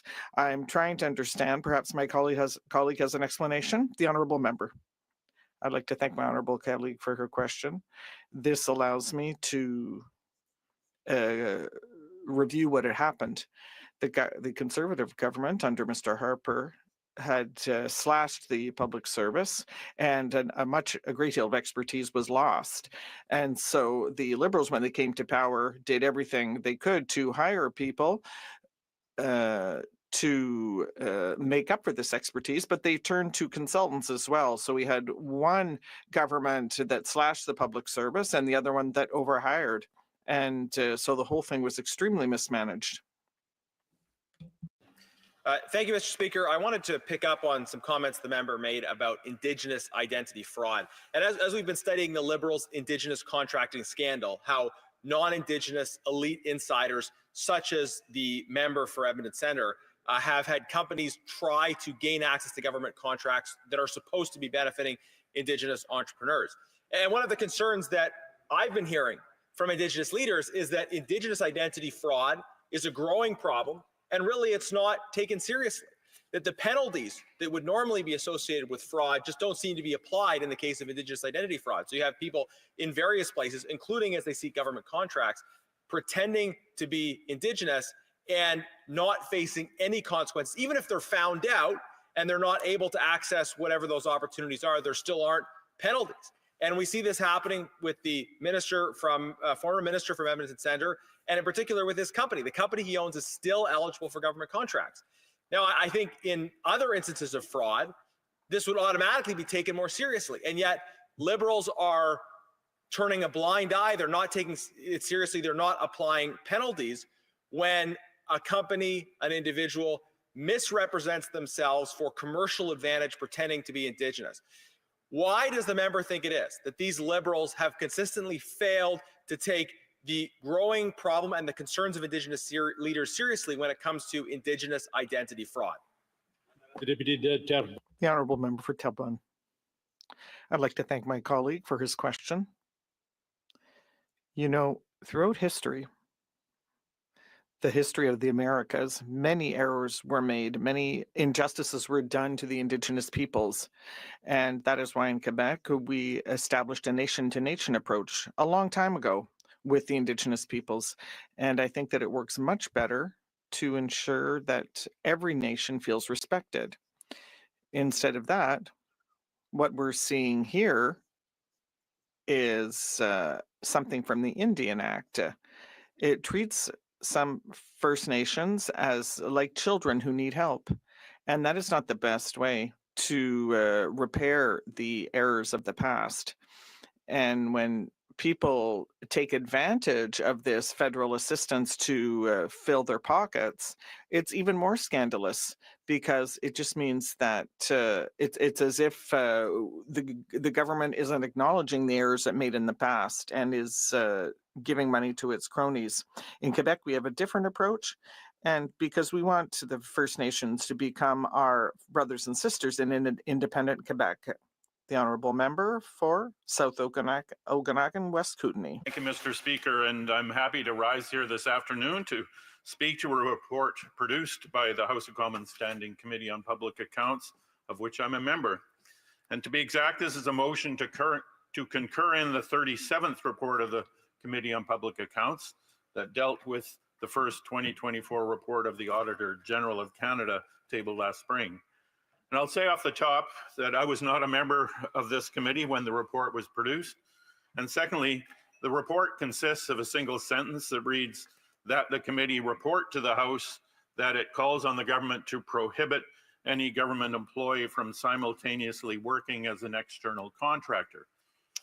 Now that motion that was put forward to create this report was supported by all the opposition parties, but not supported by the Liberal members of the committee. And I must say that it seems like a completely logical report, if extraordinarily short. So I'm not sure why the Liberals voted against it. Be that as it may, the ArriveCan app has been studied by numerous committees of the House of Commons, and for good reason. This is, one of the most egregious examples of fiscal scandal that we've encountered in this government, of which there have been many.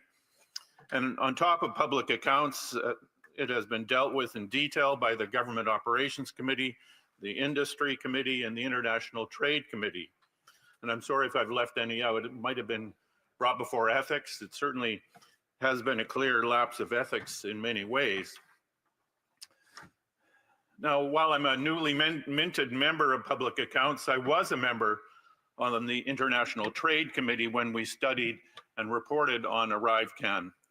So today I'd like to direct my comments on ArriveCan to the economic impacts of the app, in particular reference to that study entitled The ArriveCan Digital Tool Impacts on Certain Canadian Sectors. Now, we debated the report on that study a year ago, so some of my comments today will be similar to those I gave last November. And just to remind people, in case they forgot about the pandemic, the COVID pandemic hit North America in March 2020, closing this place on March 13th. And a week later, on March 20th, the governments of Canada and the United States agreed to temporarily restrict all non-essential travel across the border. The pandemic had huge effects on the Canadian economy, and much of those impacts arose from those restrictions that were placed on crossing the Canada-US border. The ArriveCan app was launched in April 2020, so basically a month after the pandemic was recognized here. It allowed travelers entering Canada to input their quarantine plans and later their vaccination information in digital format. Now, on November 21st, 2020, use of the ArriveCan app became mandatory for travelers entering Canada. And I have to point out here that it was not so much the use of ArriveCan that affected travelers, but the fact that for almost 2 years, from November 2020 to September 2022, the app was mandatory. Everyone crossing the border into Canada was required to use it. They could not fill out their information on the paper forms that had been initially used in the pandemic. The International Trade Committee study I'm discussing here was concerned with the impact that the mandatory use of ArriveCan had on certain sectors, in particular that of tourism. I think the most obvious impact was that when you create an application that can only be used on smartphones or tablets, then make it mandatory, it has an immediate impact on anyone who doesn't own a smartphone or a tablet, or even on those who find using smartphones a challenge. So I'm a bit surprised that when the government was deciding to make this mandatory, no one asked the obvious question: what about those people who don't have smartphones?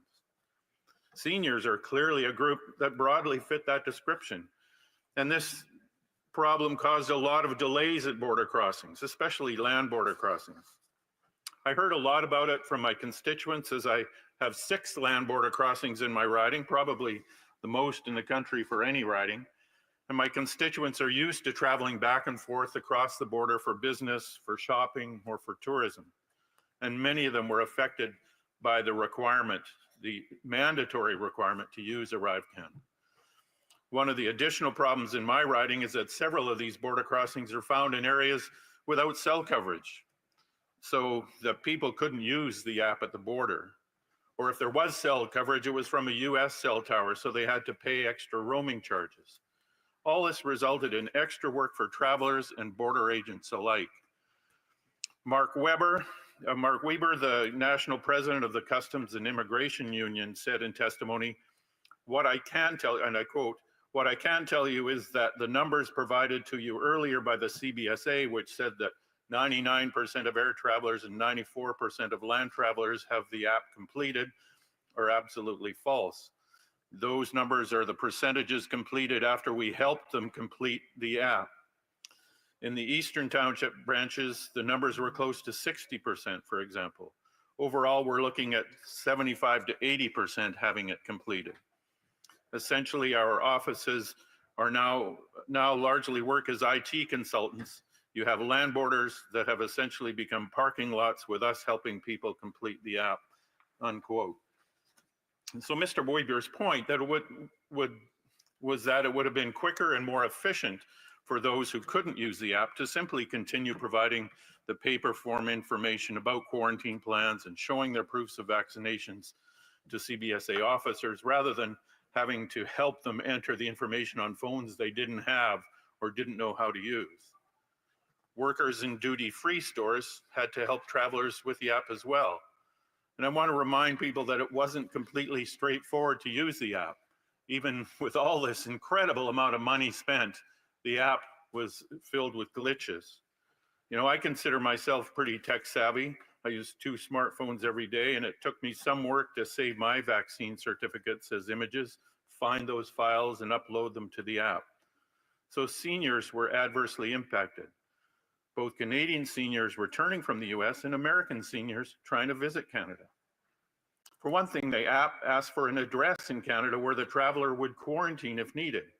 This requirement forced day trippers from the US to lie because they had no real Canadian address to enter. We heard one story of a bus full of American seniors planning to spend the day on the more scenic Canadian side of Niagara Falls, turning around at the border because of the ArriveCan requirements. A friend of mine was caught in a catch-22 web when she only uploaded one of her vaccine proofs, even though she had been vaccinated twice. The app didn't like that, and it triggered a series of threatening collection agency-like calls at all hours, threatening her with massive fines and worse. When she complained to CBSA, she was told to simply ignore the threats. So the mandatory use of the ArriveCan app impacted travel across the border, and especially tourism, as I said. There are data I could cite that clearly show the immense impact on tourism of the pandemic in general, but it's hard to parse out the exact economic impact of the ArriveCan app itself. The International Trade Report had some important recommendations about the app in general, but also how the government could respond to support the tourism industry that is still recovering from COVID restrictions. And I'd just like to mention 2 of those recommendations here. The first was that the Government of Canada ensure the safety and security of Canadians by continuing with its ongoing efforts designed to modernize Canada's borders, including through the use of appropriate digital and non-digital tools and through the provision of adequate human and other resources. These efforts should be informed by consultations with relevant stakeholders, during which the particular attention should be paid to concerns about the potential for significant disruptions, confusions, or delays at Canadian ports of entry. The focus should be at airports and land crossings, including international bridges, unquote. To this recommendation, I would just comment that I think we should encourage travelers to use digital tools when crossing the border by making these tools easy to use and ensure their use will make the traveler's entry into Canada really easier, quicker, and more efficient. That will result in more people using the tools. I think the lesson from ArriveCan is that making digital tools mandatory will almost always result in unintended negative consequences.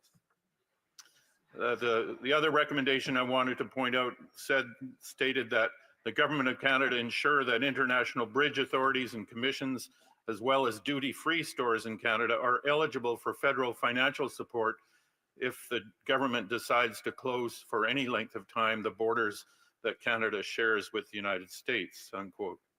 And to this recommendation, I'd just like to comment on the incredible impact that the COVID pandemic had on one sector within the tourism sector, and that is land-based duty-free stores.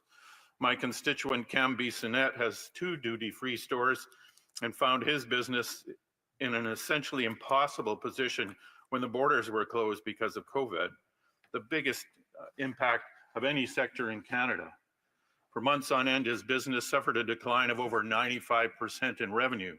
He and others in his sector were stuck with perishable inventory they couldn't legally sell to anyone. And while things have improved slowly since the borders were opened, the devastating impact of those times when the borders were closed have made it almost impossible to survive. And I'll simply add that I think the duty-free sector is generally misunderstood by the federal government in several ways, and I would ask that the government listen to their concerns carefully. Now, the main scandal here is the wanton waste of public money on an app that should never have been made mandatory. And we're hearing plenty about that waste today. The ArriveCan scandal is a very serious issue. It deserves to be studied thoroughly here in the House of Commons. And as I mentioned earlier, it has been and is being studied at a number of committees. I know that Public Accounts has yet to produce a final report on it. And I'll finish by saying that so many of these scandals are directly caused by the rampant use of contracting out work that could be done and should be done by the public service. And I just want to mention what the member from Terrebonne mentioned in her speech of the example in the ArriveCan scandal of someone who not only gained a lot of money through wanton, a terrible use of contracting out, just overspending on a massive scale, but at the same time was already a member of the public service, getting money from both ends.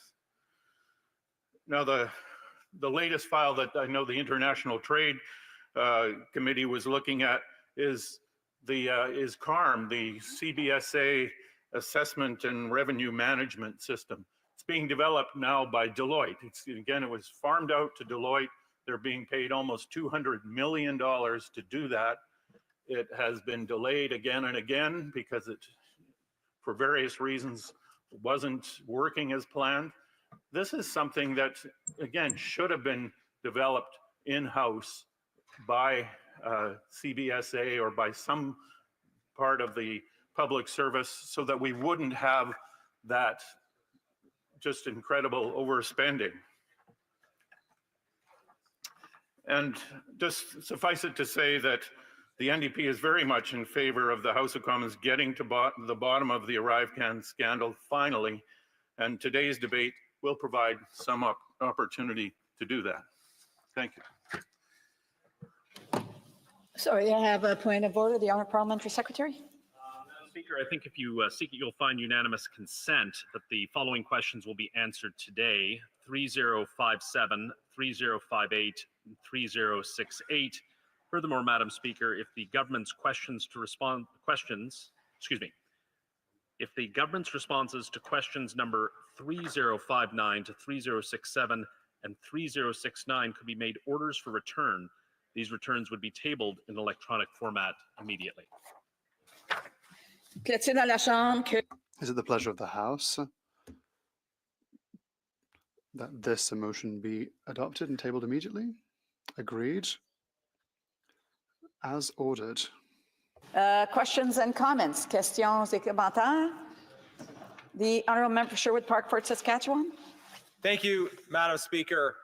When it comes to the issue of double dipping, we know that the company owned by the member for Edmonton Centre, Global Health Imports, is still eligible to bid on government contracts, even though that company has engaged in Indigenous identity fraud by falsely claiming to be Indigenous owned based on false claims that the former minister was Indigenous.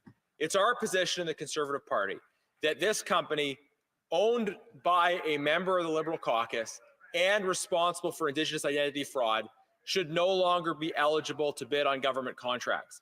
And we're calling on the government to actually take this issue of Indigenous identity fraud seriously, to respond to the expectations of Indigenous leaders and to protect taxpayers' dollars. Would the member who just spoke from the NDP agree with us that Global Health Imports, owned by the Liberal member for Edmonton Centre, should no longer be eligible for government contracts? 100%. The Honourable Member for South Okanagan West Kootenay.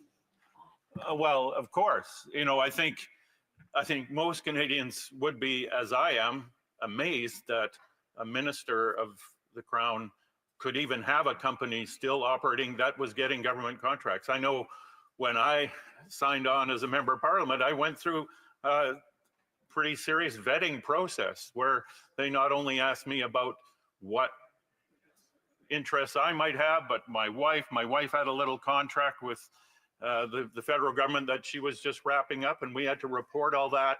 And they said things would be much harder if you were a minister. So, you know, to find out what has been going on with the member for Edmonton Centre has been a real eye-opener for me. I couldn't believe that this was happening.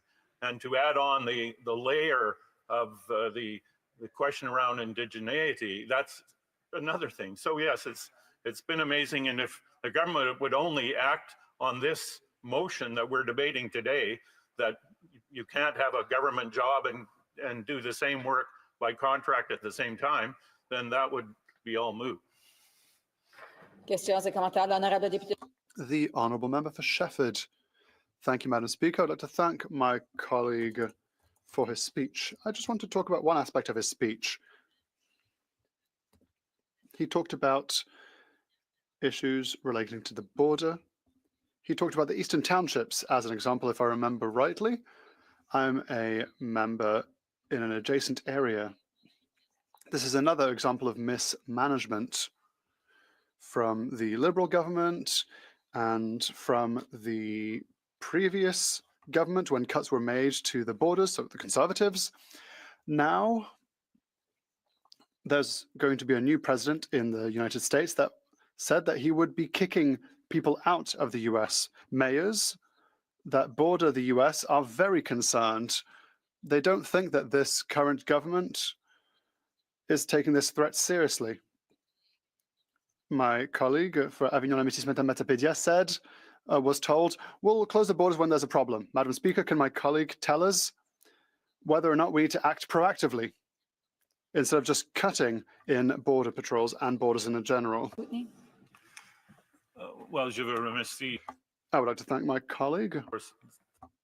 Thank her for her question. What I can say is that the issues around CBSA and border crossings that I am continually hearing in my riding is that there has been an ongoing series of cuts. We aren't protecting our borders more than we used to. We're protecting them less. They are closing, they're shortening the hours that these border crossings are open. And that will only, I imagine, make people want to try to get around those crossings. This is, you know, the West. There's all sorts of little roads along the border with, you know, just barbed wire fence gates on it. So what we need is, I think, a real serious look at how we're funding CBSA to do the work that it has to do to protect our borders, to control the traffic of goods back and forth across the border. And we just aren't taking that seriously. Questions and comments? The Honourable for Timmins James Bay. With my colleague, because when it comes to not caring about our borders and keeping people safe, step forward Stephen Harper and the Conservative Party. They cut 1,100 jobs from the border services. Stephen Harper cut the sniffer dog program. What do you need sniffer dogs for? Well, to smell out the drugs that were coming across the border. Stephen Harper didn't care. He cut the undercover teams that were going in to deal with the international criminal gangs who are using our borders. And then now that we're living with the results with massive levels of gun violence and fentanyl gangs coming into our country, the Conservatives light their hair on fire. But I'd like to ask my honourable colleague what he thinks of the quote from Jean-Pierre Fortin, the national president of the Customs and Immigration Union, who stated that as a result of the Conservative plan, quote, more child pornography entering the country, more weapons, illegal drugs will pass through our borders, not to mention terrorists and sexual predators and hardened criminals. Why does my colleague think that Stephen Harper wanted to subject the Canadian people to that just to save a few bucks? The Honourable for South Okanagan West Kootenay. Well, I'd like to thank the member from Timmins James Bay for that question. And what I can say is when I have visited the border crossing, one of the border crossing at Asuyas in Oroville, Asuyas, British Columbia, at Oroville, Washington, one of the bigger border crossings in the country. And yet they were, when I was there, they were so excited because they had actually intercepted someone smuggling guns across the border I think for the first time. And they had a sniffer dog, they had all these things, but because they're so short-staffed, they only discovered this because they were watching out for this particular individual. And so when he did cross the border, they paid special attention to him. But because they're so short-staffed, and this is one of the big ones, I have 5 small border crossings in my riding, they just simply can't give attention to these things. And this is where the problem with guns is really coming into Canada at our borders. There's all sorts of other issues. You mentioned drugs. There's invasive mussels that are a huge concern in the southern interior British Columbia. These are things that we really have to pay attention to, and it costs money. And I know Conservatives don't like spending money, but this is what we have to do collectively to make our borders safer. Questions and comments? The Honourable for Sarnia-Lambton. Thank you, Madam Speaker, and I'd like to thank my colleague in the NDP for his speech. Certainly, it appears to me that under this Liberal government, not only has the public sector bloomed by 40%, but the outsourcing and contracting has increased hugely as well. But I don't know where these people actually are working, because we see the backlog in immigration is just as long as ever, and I see the same issues in my riding with CBSA missing resources. And so, I definitely think that we need to take a look at no double dipping, but in addition to that, the allocation of resources in this government looks like it needs tuning, and I wondered what the member would think about that. The Honourable Member South Okanagan West Kootenay.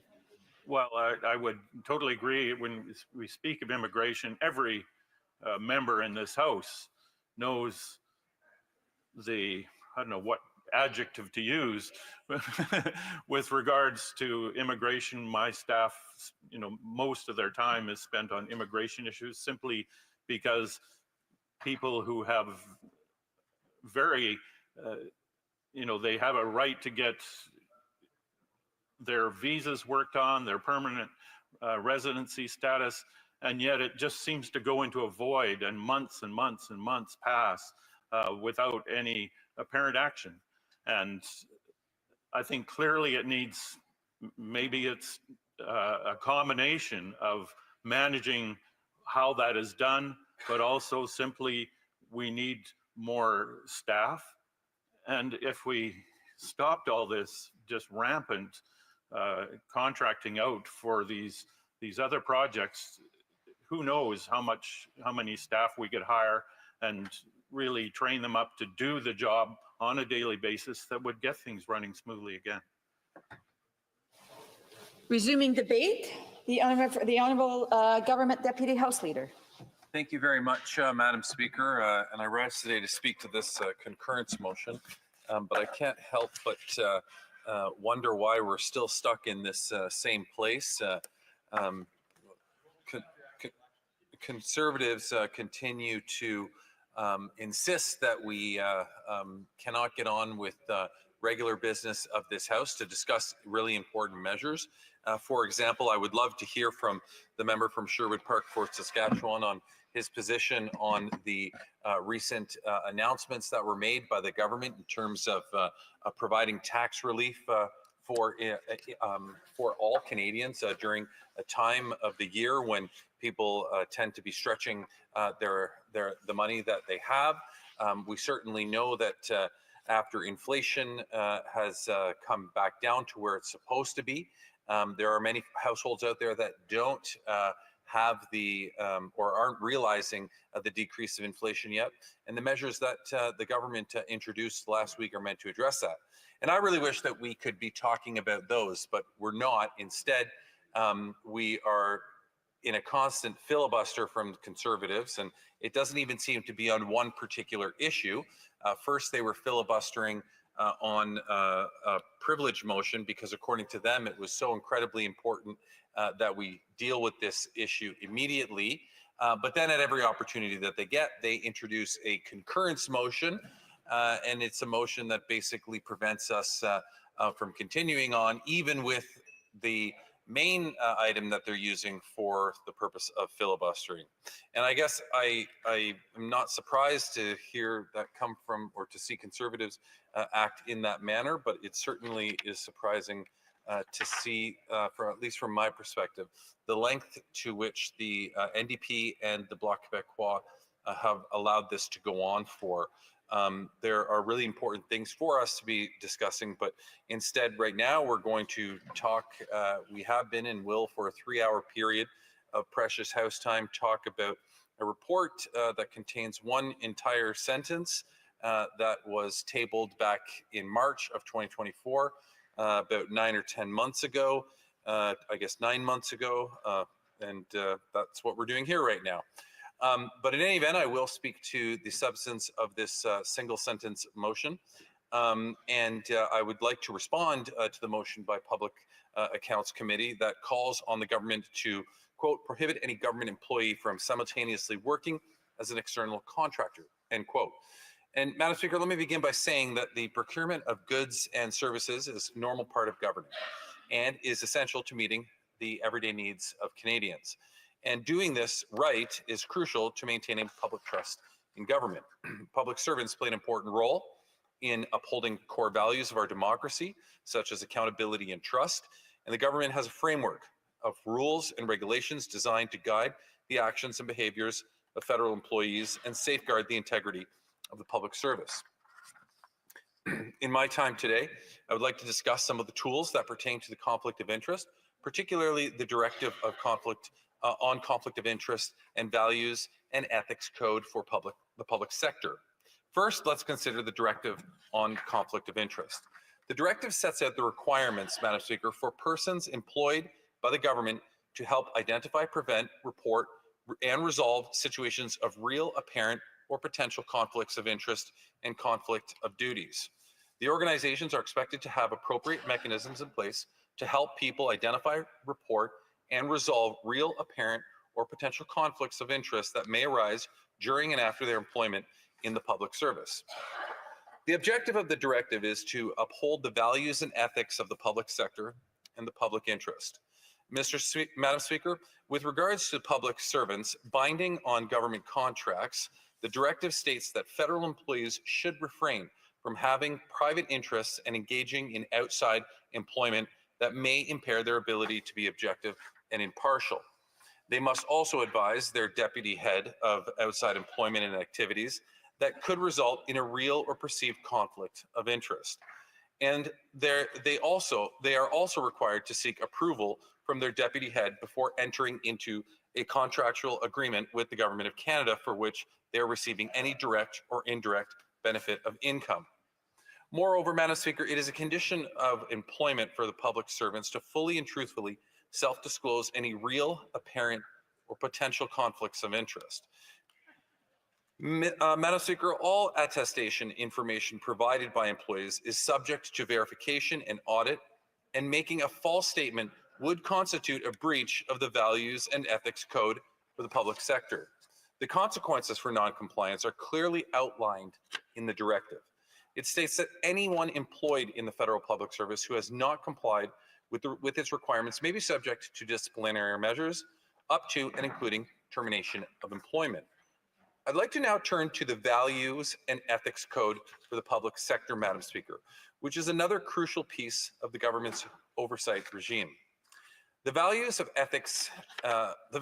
and Ethics Code for public sector sets out expected behaviors so that public servants at all levels have a common understanding of expected behaviors to demonstrate the values expressed in the code. Indeed, the code's core values, respect for democracy, respect for people, integrity, stewardship, and excellence, are the pillars of a healthy and effective federal public service and the key to maintaining public trust. Madam Speaker, the code's integrity values state that public servants shall serve the public interest by acting at all times with integrity and in a manner that will bear the closest public scrutiny, an obligation that may not be fully satisfied by simply acting within the law. And I think that that's a very important point. I repeat that. It's an obligation that may not be fully satisfied simply by acting within the law. Never using their official roles to inappropriately obtain an advantage for themselves or to advantage or disadvantage others. Taking all possible steps to prevent and resolve any real, apparent, and potential conflicts of interest between their official responsibilities and their private affairs in favor of the public interest, and acting in such a way as to maintain their employer's trust. In short, public servants must act in a manner that will bear the closest public scrutiny. What's more, adhering to the code is a condition of employment for all federal employees, regardless of their level or position. And any breach of its values or expected behaviors can give rise to disciplinary action up to and including dismissal. By committing to the values of respect for democracy, respect for people, integrity, stewardship, and excellence, and adhering to the expected behaviors, public servants contribute to public confidence in the integrity of the public service as a whole. And Madam Speaker, I would be remiss if I didn't mention that every organization in the federal public sector is also required to have its own code of conduct that is consistent with the Values and Ethics Code for the public sector. The organizational codes outline expected behaviors specific to each organization's mandate and work environment. So public servants are not only expected to abide by the Values and Ethics Code of the public sector and demonstrate the values in their actions and behavior, but they must also abide by the organization's code of conduct. Madam Speaker, let me mention the PSPC Code of Conduct for Procurement, which also plays a role here. It outlines clear expectations for vendors and subcontractors with respect to human rights, labor standards, conflict of interest, and environmental responsibility. As a result, it is not only the government, but also the vendors and subcontractors who are committed to upholding and promoting the ethical and environmental benchmarks that Canadians expect. In addition, the government's integrity regime also holds suppliers accountable for misconduct and helps foster ethical business practices, ensure due process for suppliers, and uphold the public trust of the procurement process. Madam Speaker, the integrity of the federal public service is of utmost concern to the government. Public servants share a deep and common commitment to serving Canadians and maintaining public confidence in our democratic institutions. And the comprehensive rules and policies in place are there to guide the ethical conduct of public servants and to ensure that those who act unethically are held to account. And so, Madam Speaker, although I am, as indicated in my read remarks, I am very, I concur with the sentiment of, I can assure you, to the member from Sherwood Park, Fort Saskatchewan, who said, who wrote them? It definitely wasn't the same Conservative staffer that writes every single speech that I get to listen to on a daily basis from Conservatives, and certainly not coming from AI either, Madam Speaker. What we do know is that Conservatives spend a lot of time speaking in this House. As a matter of fact, Madam Speaker, For Sherwood Park, Fort Saskatchewan, if he has anything to contribute, he should wait till the appropriate time to do so. Order. He should wait till the appropriate time to do so. There'll be an opportunity for 10 minutes questions and comments. He knows the rules, and I hope that he'll abide by them. The Honourable Member, Deputy Government House Leader, I would also ask him not to engage with others who are making comments on the other side until the appropriate time. So the Honourable Deputy Government House Leader. Member from Sherwood Park, Fort Saskatchewan, I find it hard at times. He promised me years ago to invite me onto his podcast so we could debate there instead of a crosstalk like this, but he has yet to do that, and I'm still waiting for the invitation. But as I was saying, I find it very interesting, especially when the member from Sherwood Park, Fort Saskatchewan said, who wrote them? If you listen to the speeches that we have been subject to over the last 29, 30 sitting days from Conservatives, here's a fun fact for you, Madam Speaker. During this whole filibustering exercise that's been going on, over 190 speeches have been given in this House. And last count, it was like 172 of them were Conservatives. It's only Conservatives speaking. And it's the same speech written over and over and over.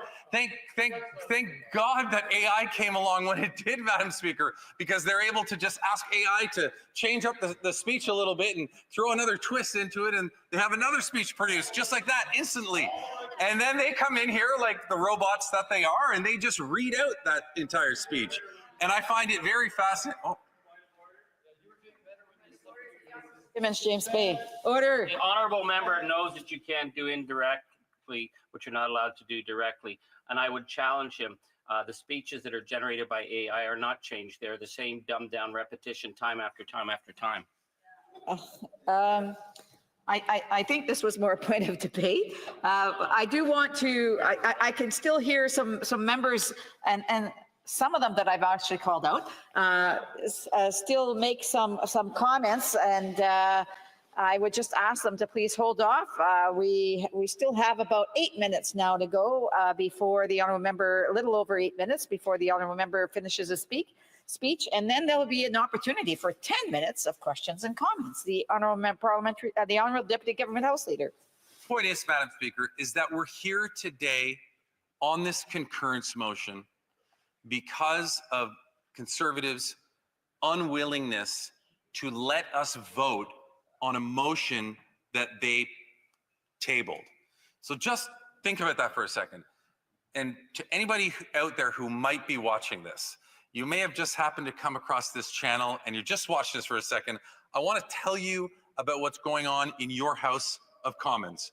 You have Conservatives who 29 sitting days ago introduced a motion calling on the House to send a particular order from the Speaker to committee so that the committee could deal with it there, and then the committee will send it back to the House. But rather than actually let us vote on their motion, they've put up over 170 speakers, of which we've only had approximately 190. So the remaining political parties have put the rest of the speakers up. They put over 170 speakers, and that's not it. That's not where their filibustering ends, because they've also moved concurrence motions after concurrence motions after concurrence motions. Last week, we were debating a concurrence motion of a report that had been tabled 3 years ago. Now we're debating a one-sentence report from a committee that was tabled in March of this year. Conservatives are treating this House, Madam Speaker, as though it is a joke. They're not letting us do the business that we need to do. And so I will conclude my remarks where I began them, Madam Speaker. There are so many things that we could be talking about right now. We could be talking about meaningful ways to impact the lives of Canadians right now. And we can't do that because Conservatives are absolutely refusing to let us do that. You know, I'm sure Conservatives have a position on the government's legislation that they indicated they would be introducing last week on GST and the worker rebate. I'm sure they have a position on it. I'd love to hear what that position is. I'd love for them to let this go to committee and let us actually do what they're asking us to do through their motion so that we can debate that. And I'd love to hear their position on it. I'd love to know if the leader of the opposition will free them and let them vote their conscience on this. I'd love to know if their constituents support removing the GST for a 2-month period at a time when Canadians could particularly use it, at a time when a lot of small businesses and a lot of restaurants in particular, independent restaurants that typically see downtime in January and February could really benefit from removing the GST and seeing more people during those 2 particular months to help with their businesses, to help our economy. I'm sure that the vast majority of people, whatever number that may be, as big or perhaps as small as it may be, that are watching this right now, would rather listen to a debate on that subject than a 1-sentence report that was moved in a committee back in March. It must have been so important to Conservatives, this 1-sentence motion report, that they had to wait 9 months before they could actually move a motion on it. And that's where we are. That's where we are right now.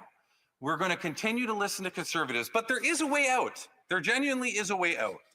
The way out is for the Bloc or the NDP to say, okay, maybe they've gone a little too far. Maybe, they've done their bit. They've pushed the envelope. I mean, I know the NDP care about this issue, in particular what the government announced last week. I mean, it was the leader of the NDP who insisted that he take credit for all of it the day before it was even introduced. He had to be the first one out of the gate, and that's fine. NDP wants to be the adults in the room and work with the government. Sure, let them have the credit. Go ahead and take it. But could we at least have a discussion about what's important to Canadians? I know that the NDP and the Bloc, for that matter, know that this is the procedural tactics mean nothing to Canadians, absolutely nothing. But both of those parties are just petrified of the perception that they might be working with the government. And so when people come up to me in my community and say, hey, what's going on in Parliament? Like, you guys were working, it was working so well for so long. You were getting stuff done, you're getting new legislation, you're bringing in pharmacare, dental care, you're doing all this stuff, and now it's like nothing. All I can really say is, yeah, we had a great relationship with the NDP. We were able to do stuff together. It's not a coincidence that when the NDP decided they didn't want to play ball anymore and they wanted to throw their bike in the ditch and go home back in August, it's not a coincidence that that's suddenly when this place became dysfunctional. That is when all of this happened. Member for Timmins, James Bay. Yeah, I'm sure my honorable colleague has been dumped many times in his life. I don't think that he should be blaming people who are smart enough to leave that relationship for his problems. Sorry, that's another point of debate and not a point of order. The honorable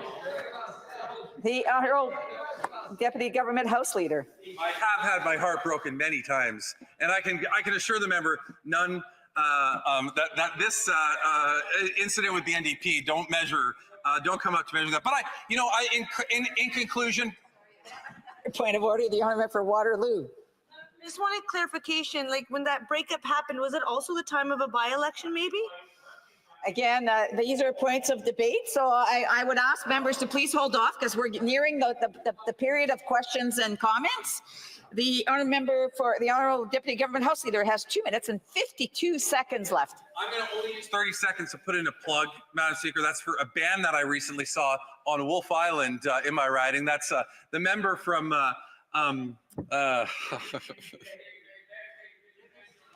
the Grievous Angels. I went to see them, and the member from Timmins, James Bay, is the lead in this band. They're actually really great, and it was a great opportunity. I'm so thrilled that he came to my riding and that he was playing in my riding. And I would encourage anybody out there to go see the Grievous Angels at any time that they might have an opportunity to do so. I now understand that the member from Timmins, James Bay, his real passion for life in life is music, and perhaps this was just a second fiddle to that, but good for him. And I encourage him, I know he's not going to run again, I encourage him to continue on with that music career. If he's ever coming through Kingston again, make sure I know so that I can go and see him again. Thank you. Questions and comments, questions et commentaires. The honourable for Sherwood Park, Fort Saskatchewan. Thank you, Madam Speaker. The member for Timmins, James Bay, has claimed that the Liberals and the NDP have broken up. I think there is some evidence to the contrary. I'll be cautious extending that analogy in terms of describing exactly how there's evidence to the contrary, but I think there is evidence to the contrary. Madam Speaker, here's why the privilege debate is important, to directly address comments the member has made. We had $400 million of taxpayer money that was essentially handed out among Liberal friends, people voting to give money to their own companies. Totally outrageous conflicts of interest persisting under this NDP Liberal government. So the House agreed to order the production of certain documents in relation to this affair. Now, we've been very clear that this ends tomorrow, this ends right this minute, if the government agrees to hand over the documents. The reason this House is in the position it's in is because the government refuses to hand over the documents. Moreover, we're not actually debating the privilege issue right now, we're debating a concurrence motion. And the concurrence motion is aimed at preventing a government employee from simultaneously being an external contractor. It makes no sense for someone to receive the benefits of contracting out while also being a government employee. And again, why are we debating this motion? Because the government opposes this proposal. A majority of the House supports it, the government opposes it. Would the member agree to support this concurrence debate, implement this proposal, and then we can move forward in the best interest of Canadians?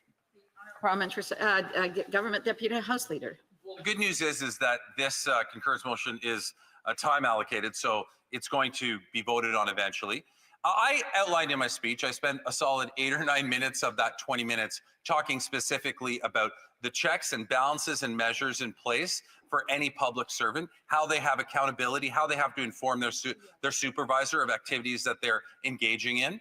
And I think that those are the kind of things that we need to do. And when people do go against the code of conduct, they need to be held accountable. And I even indicated some of the ways in which they would be accountable.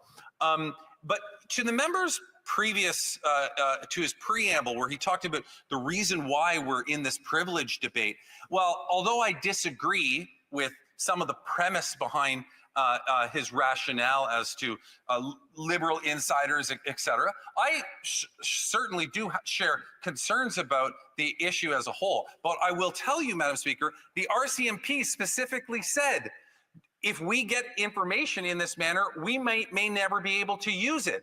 And they said, we have the ability to gather the information on our own. So we're taking the advice of the RCMP. And actually, you too, Madam Speaker, the Speaker specifically told us, send this to PROC and deal with it there. That's what we want to do. Commentaire de l'honorable député Joliette. The honourable member for Joliette.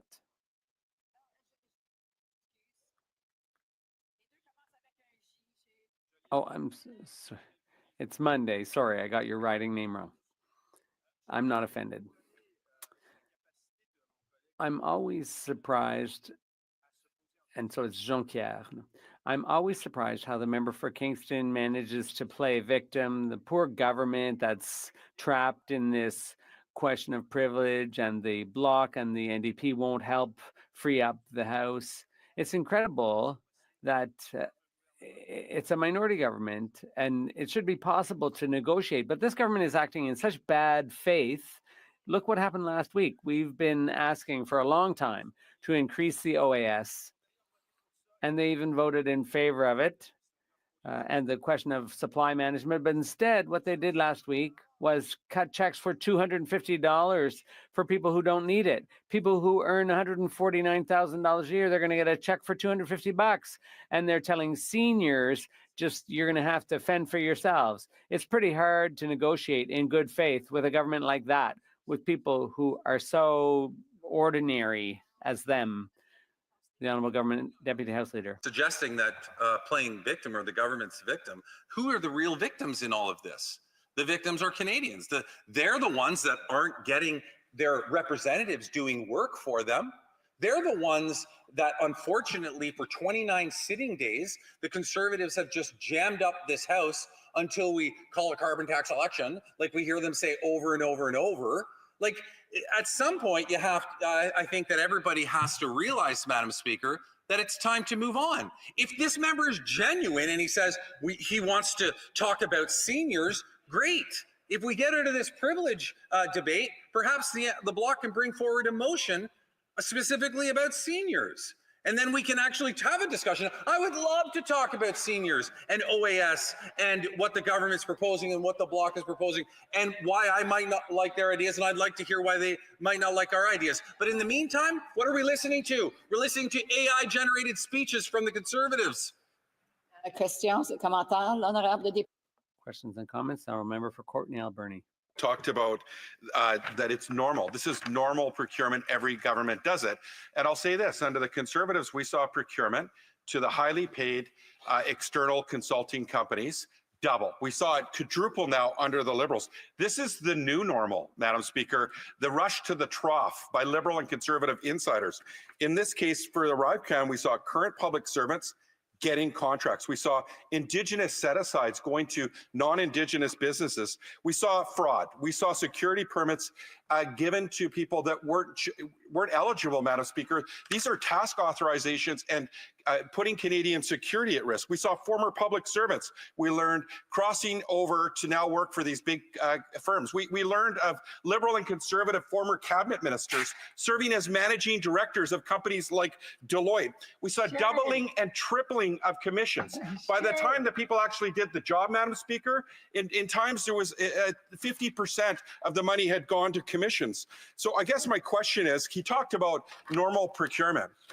If this is going to be normal, this economic leakage and this ripoff of Canadian taxpayers, when are the Liberals and Conservatives going to get together and put an end to this absolutely abysmal, destruction of the Canadian public service by outsourcing it to these external companies, for-profit companies, Madam Speaker, I must say.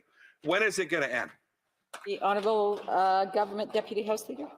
I love how he twists the words there, Madam Speaker. I didn't say normal procurement or this is normal procurement. What I said is procurement is normal. And there's a big difference. Procurement happens and it's a part of what we do and it's a part of how government operates. And at times it can be in the best interest to procure services. And we accept that and we believe in that. But we also, as I indicated, Madam Speaker, in my speech, we have a directive on the conflict of interest and the values and a code of conduct for the public sector. So to his point, if people are abusing their positions or are doing things that they shouldn't be doing that are in contravention to those two documents, then they should be held accountable. And I don't think you'll find anybody in this room that would suggest otherwise. It is really important that when that people are held to the highest standards that we set out in those documents. But the reality is that sometimes people aren't. And when they aren't, they have to be dealt with. And I believe that that is the case to the member from Sherwood Park Forest, Saskatchewan. His question earlier, yes, individuals do have to be held accountable. Let us get on with it by sending this over to PROC, getting PROC to get to the bottom of the documents issue and sending it back to the House. That's how we function. But Conservatives aren't interested in that. What they want, Madam Speaker, is to just delay and obstruct so they can claim this place doesn't work so that they can justify an election. Time for a brief question. The honourable member for Provencher. Thank you, Madam Speaker, and thank you to member across the way for his speech. He suggested at one point that that the debates we're having in this House were meaningless to Canadians and that we could actually be engaged in meaningful activity. I would suggest that the misappropriation of $400 million is not meaningless, and getting to the bottom of that as Parliament is something that's very valuable to every single Canadian. He also seemed to suggest that he doesn't clearly understand why a government employee would not be entitled to receive a contract to provide a goods or a service to the very department that he works in. So my question is, does the member across the way have a clear understanding of what constitutes a conflict of interest? Honourable Deputy Government House Leader, 40 seconds to respond. I went through it. I actually read it out. I don't think the member was listening to me. I went through the actual document in my speech and highlighted the important parts of it. But, you know, the member says, you know, he tries to conflate the issues. He tries to says, well, he says this is not important. And then he tries to say that what they've been talking about the whole time is strictly the issue. I'd love to get to the bottom of the issue. I'd love to figure out what the problem is. But unfortunately, the Conservatives won't let us do that because they're filibustering. They're filibustering their own motion. They tabled a motion saying, send this over to committee to let the committee study it. And then they put up 172 speakers and counting. Resuming debate, the honourable member Carlton Terrell, Eagle Creek. Thank you very much, Madam Speaker. I do appreciate the opportunity to rise and speak on the concurrence of the 37th report from the Standing Committee on Public Accounts. I will be splitting my time with the member for Brantford Brant. This report states the following, and I quote, that the committee report to the House that it calls on the government to prohibit any government employee from simultaneously working as an external contractor. This report is short and straight to the point. This practice of double dipping by public servants is obviously unethical and should not be allowed to occur. Unfortunately, this Liberal government allows this practice across all departments. I would like to begin by giving some context to this report and how it came about. During our study of the ArriveScam scandal, we uncovered a number of issues in the contracting of this app, not the least of which was the case of a government contractor being allowed to simultaneously work as a public servant. David Yao, CEO of Dalian, was caught double dipping. In fact, the day that he started as a public servant at the Department of National Defense, his company signed a big contract with that same department. His own signature was on the contract, and no one raised any issues. Under this government, this is seen as perfectly acceptable, just business as usual. Now, while scandalous, this was just one case, and it could have just been the one that slipped through the cracks. But when members dug into this situation, when we asked the government to advise the committee on how many public servants were simultaneously working as government contractors, we were shocked to find out that dozens of public servants have been allowed to do the very same thing. In other words, it has become commonplace. Now, most Canadians would look at this and see the obvious conflict of interest in being both a public servant and a government contractor, but not the Liberals. As I said, it's business as usual to allow double dipping. After all, we have seen sitting cabinet ministers who have been found guilty of ethics violations and many cases of Liberal insiders getting sweetheart deals in government contracts. Currently, the House is seized with a privilege motion calling on the government to provide the House with unredacted documents in the case of SDTC. More specifically, the fact that the current Liberal Environment Minister, who used to work for Cycle Capital as a lobbyist, still holds shares in this company, one of the largest beneficiaries of this fund that had insider access to funding to businesses that it was invested in. And we need look no further than the latest scandal with the member for Edmonton Centre, former Minister of Employment, who was forced to resign after months of controversy surrounding his medical supply business, GHI. More specifically, a company that falsely claimed to be an Indigenous company in order to access funding that was set aside as part of an Indigenous procurement program. So, is it any wonder that the practice of allowing public servants to bid and be awarded government contracts simultaneously is allowed to continue? With this context, it is obvious why Conservatives feel the need to press this issue. It is a fact that the government has grown the public service massively, and instead of having these tens of thousands of public servants do the work in-house, this government is outsourcing the work and, in some cases, paying paying public servants as government contractors to do the work at an inflated price. The practice of outsourcing is contributing to the massive cost of this Liberal government. The government must take immediate steps to crack down on double dipping. They must address their failure to rein in this practice and take real action against it. Unfortunately, there is little hope of seeing this Liberal government take meaningful action. And even if they decide to implement new rules, we know they will likely continue to not enforce them, rendering them ineffective. I would like to quote Roche Huppé when he appeared at committee on the ArriveScam scandal that touches on this issue, and I quote, "Canadians expect the government of Canada to be well managed. They also expect their government to have the rules and controls in place for the sound management of their tax dollars. Audits like the one performed by the Auditor General of Canada on ArriveCan are important instruments to ensure that those expectations continue to be met.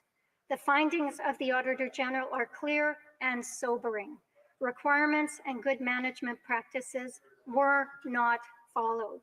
As the Auditor General has noted several times, the rules were there, but compliance was not." He also went on to say, "Again, as the Auditor General has noted, we do not believe that more rules are the answer. Procurement is already complex enough. Rather, this issue serves as a clear reminder that departments and agencies need to ensure that they are placing the utmost importance on ensuring that procurements are fair, open, and transparent and withstand the closest scrutiny. This gets to the heart of the matter. The answer to these issues is not to add more rules which the government won't enforce. It is simply to enforce the rules that are already in place. We don't need this government making more rules to help their insider friends. We just need a government that is willing to enforce the rules and to find and address corruption. For example, we saw this when the president of the Treasury Board proclaimed that now the government will make sure that contractors actually fulfill the contract before paying them. This was already a rule, Madam Speaker, just one that the government wasn't enforcing. Another example of a pre-existing rule, which they restated, was that they would now first determine if work could be done in-house before outsourcing the work. This rule could have stopped this practice of double dipping from ever becoming an issue, but the government failed to enforce it. The issue behind the report we are discussing today is that we have a government which is failing to fulfill its role. A government which is failing to enforce the rules that it has in place, which are meant to ensure fairness and transparency in the procurement process and to fight corruption. The Liberals were not actively seeking to address double dipping and shut it down. They waited until it became a big scandal and then only have done the bare minimum to address the issues. Then, once the attention has waned, it returns to business as usual. Canadians deserve a government that is committed to accountability. We need a government which cares enough to seek out corruption and snuff it out before it can become widespread. We need a government that will enforce the rules that are already in place. Unfortunately, we have a government that is trying to pass the time until they can get their pensions and check out. They are more concerned with pushing the election date back a week than dealing with corruption, which they have allowed to fester throughout the public service. Mr. Speaker, Madam Speaker, this report is really a no-brainer and should have support from all parties.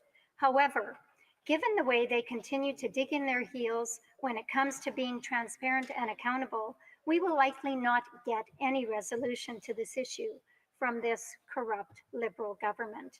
We need a change in government in order to implement accountability across the government bureaucracy and ensure Canadians are getting good value for money. Thank you. Questions and comments? The Honourable Member Courtney Alberni.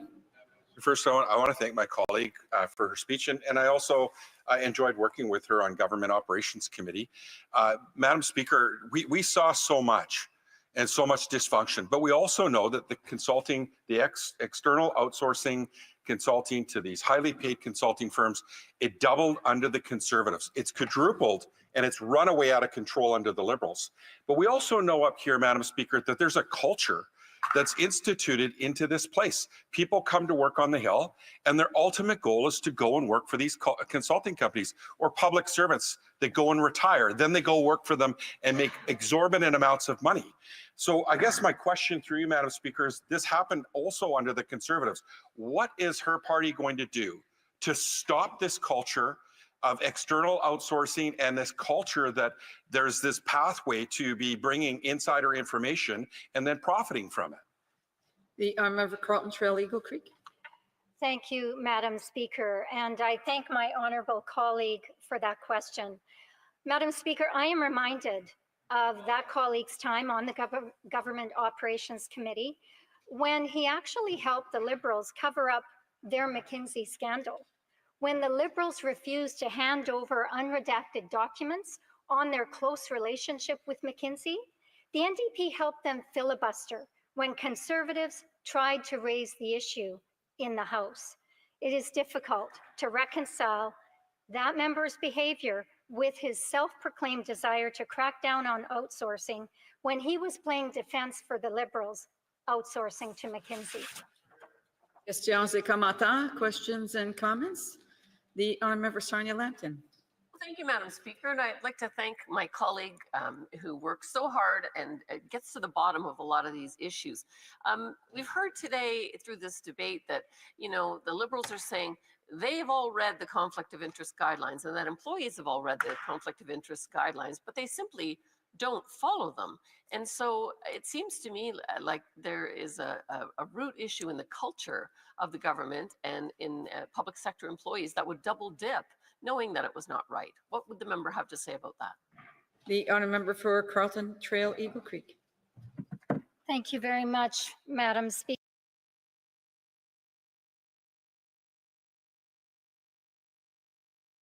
And I do thank my honourable colleague for her question and for the great work that she has done in holding this government to account at every opportunity that she gets. This motion is about stopping double dipping, Madam Speaker. There are instances where outsourcing may be necessary, but it has never been necessary to outsource to public servants. That work should be done in-house. She makes a very good point about the conflict of interest guidelines that are in place, but I'll just quickly quote a very recent post by one of my colleagues. He says, shocking, the conflict of interest policy at Trudeau's Green Slush Fund actually allowed board members to buy and sell securities within days of a funding decision. This is akin to insider trading. Corruption not only happened, but it is official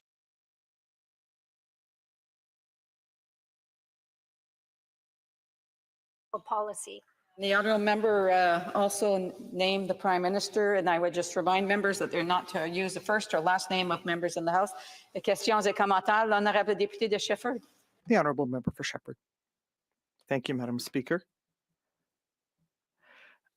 I would like to thank my colleague for her speech, but I have a question further to her speech and further to the speech given by my colleague from Terrebonne, which referred to double dipping as well.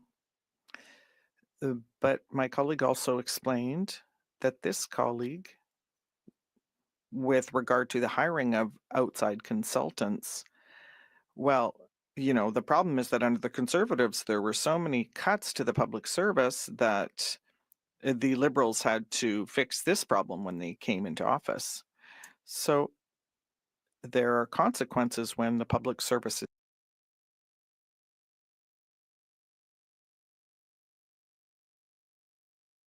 slashed that way. So now the Liberals are not going about it the right way, but we should not follow the Conservative example and cut that many positions from the public service, I don't think. Thank you. Thank you very much, Madam Speaker, and I thank my honourable colleague for the question. I would simply say this. Over the last 2 years that I've been a member of the Government Operations and Estimates Committee, we have been studying scandal after scandal after scandal. And what it all boils down to is whether or not we have a government that is serious about the role that they've been elected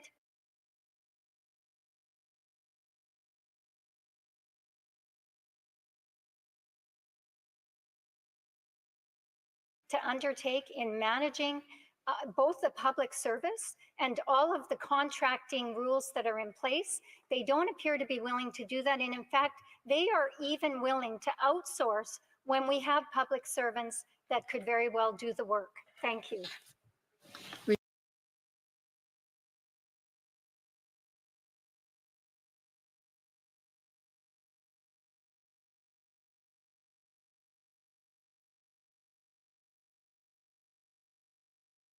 Resuming debate, the honourable for Brantford Brant.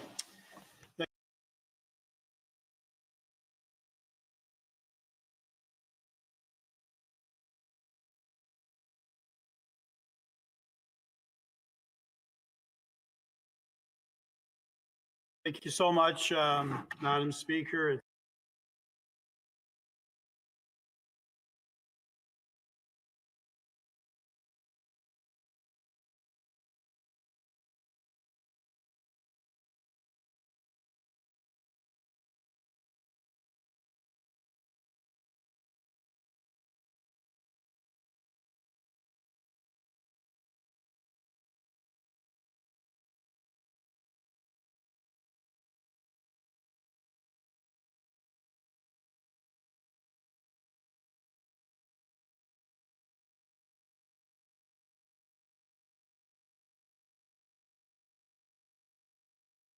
Position within the bureaucracy.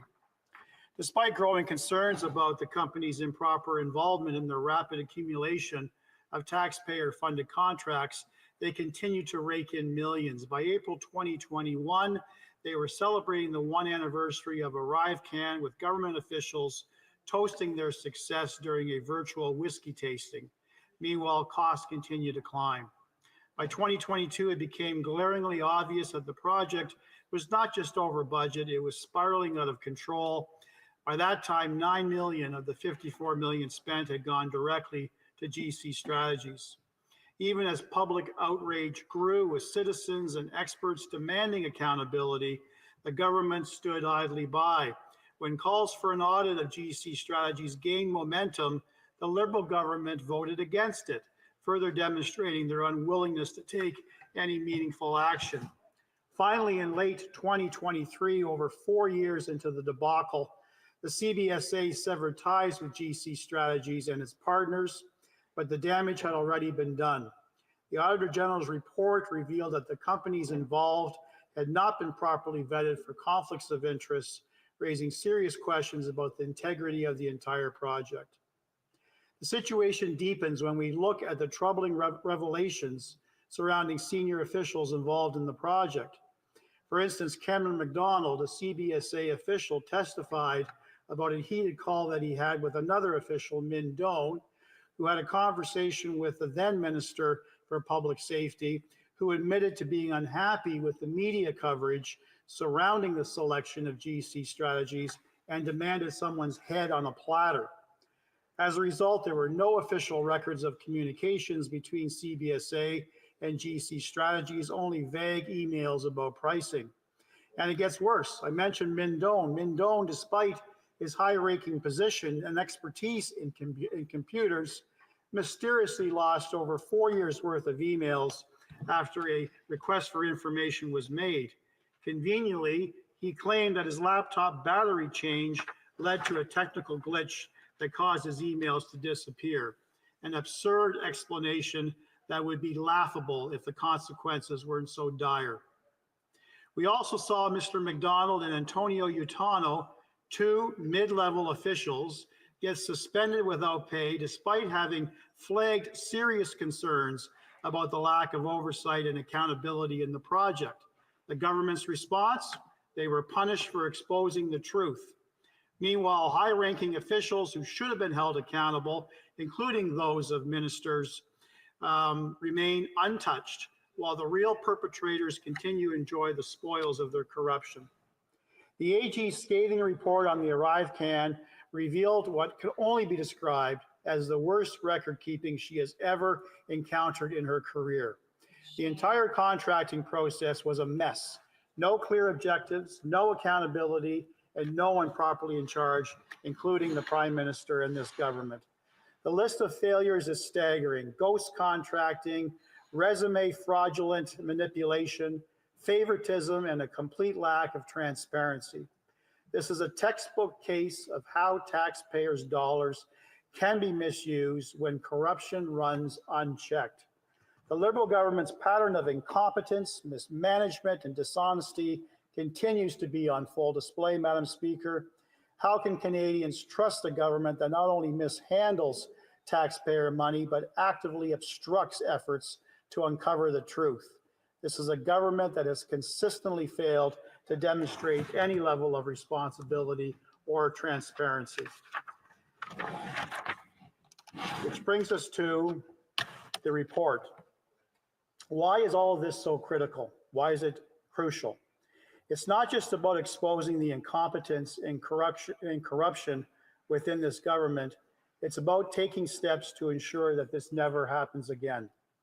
The Public Accounts Committee recently passed a motion calling for the government to prohibit employees from simultaneously working as external contractors.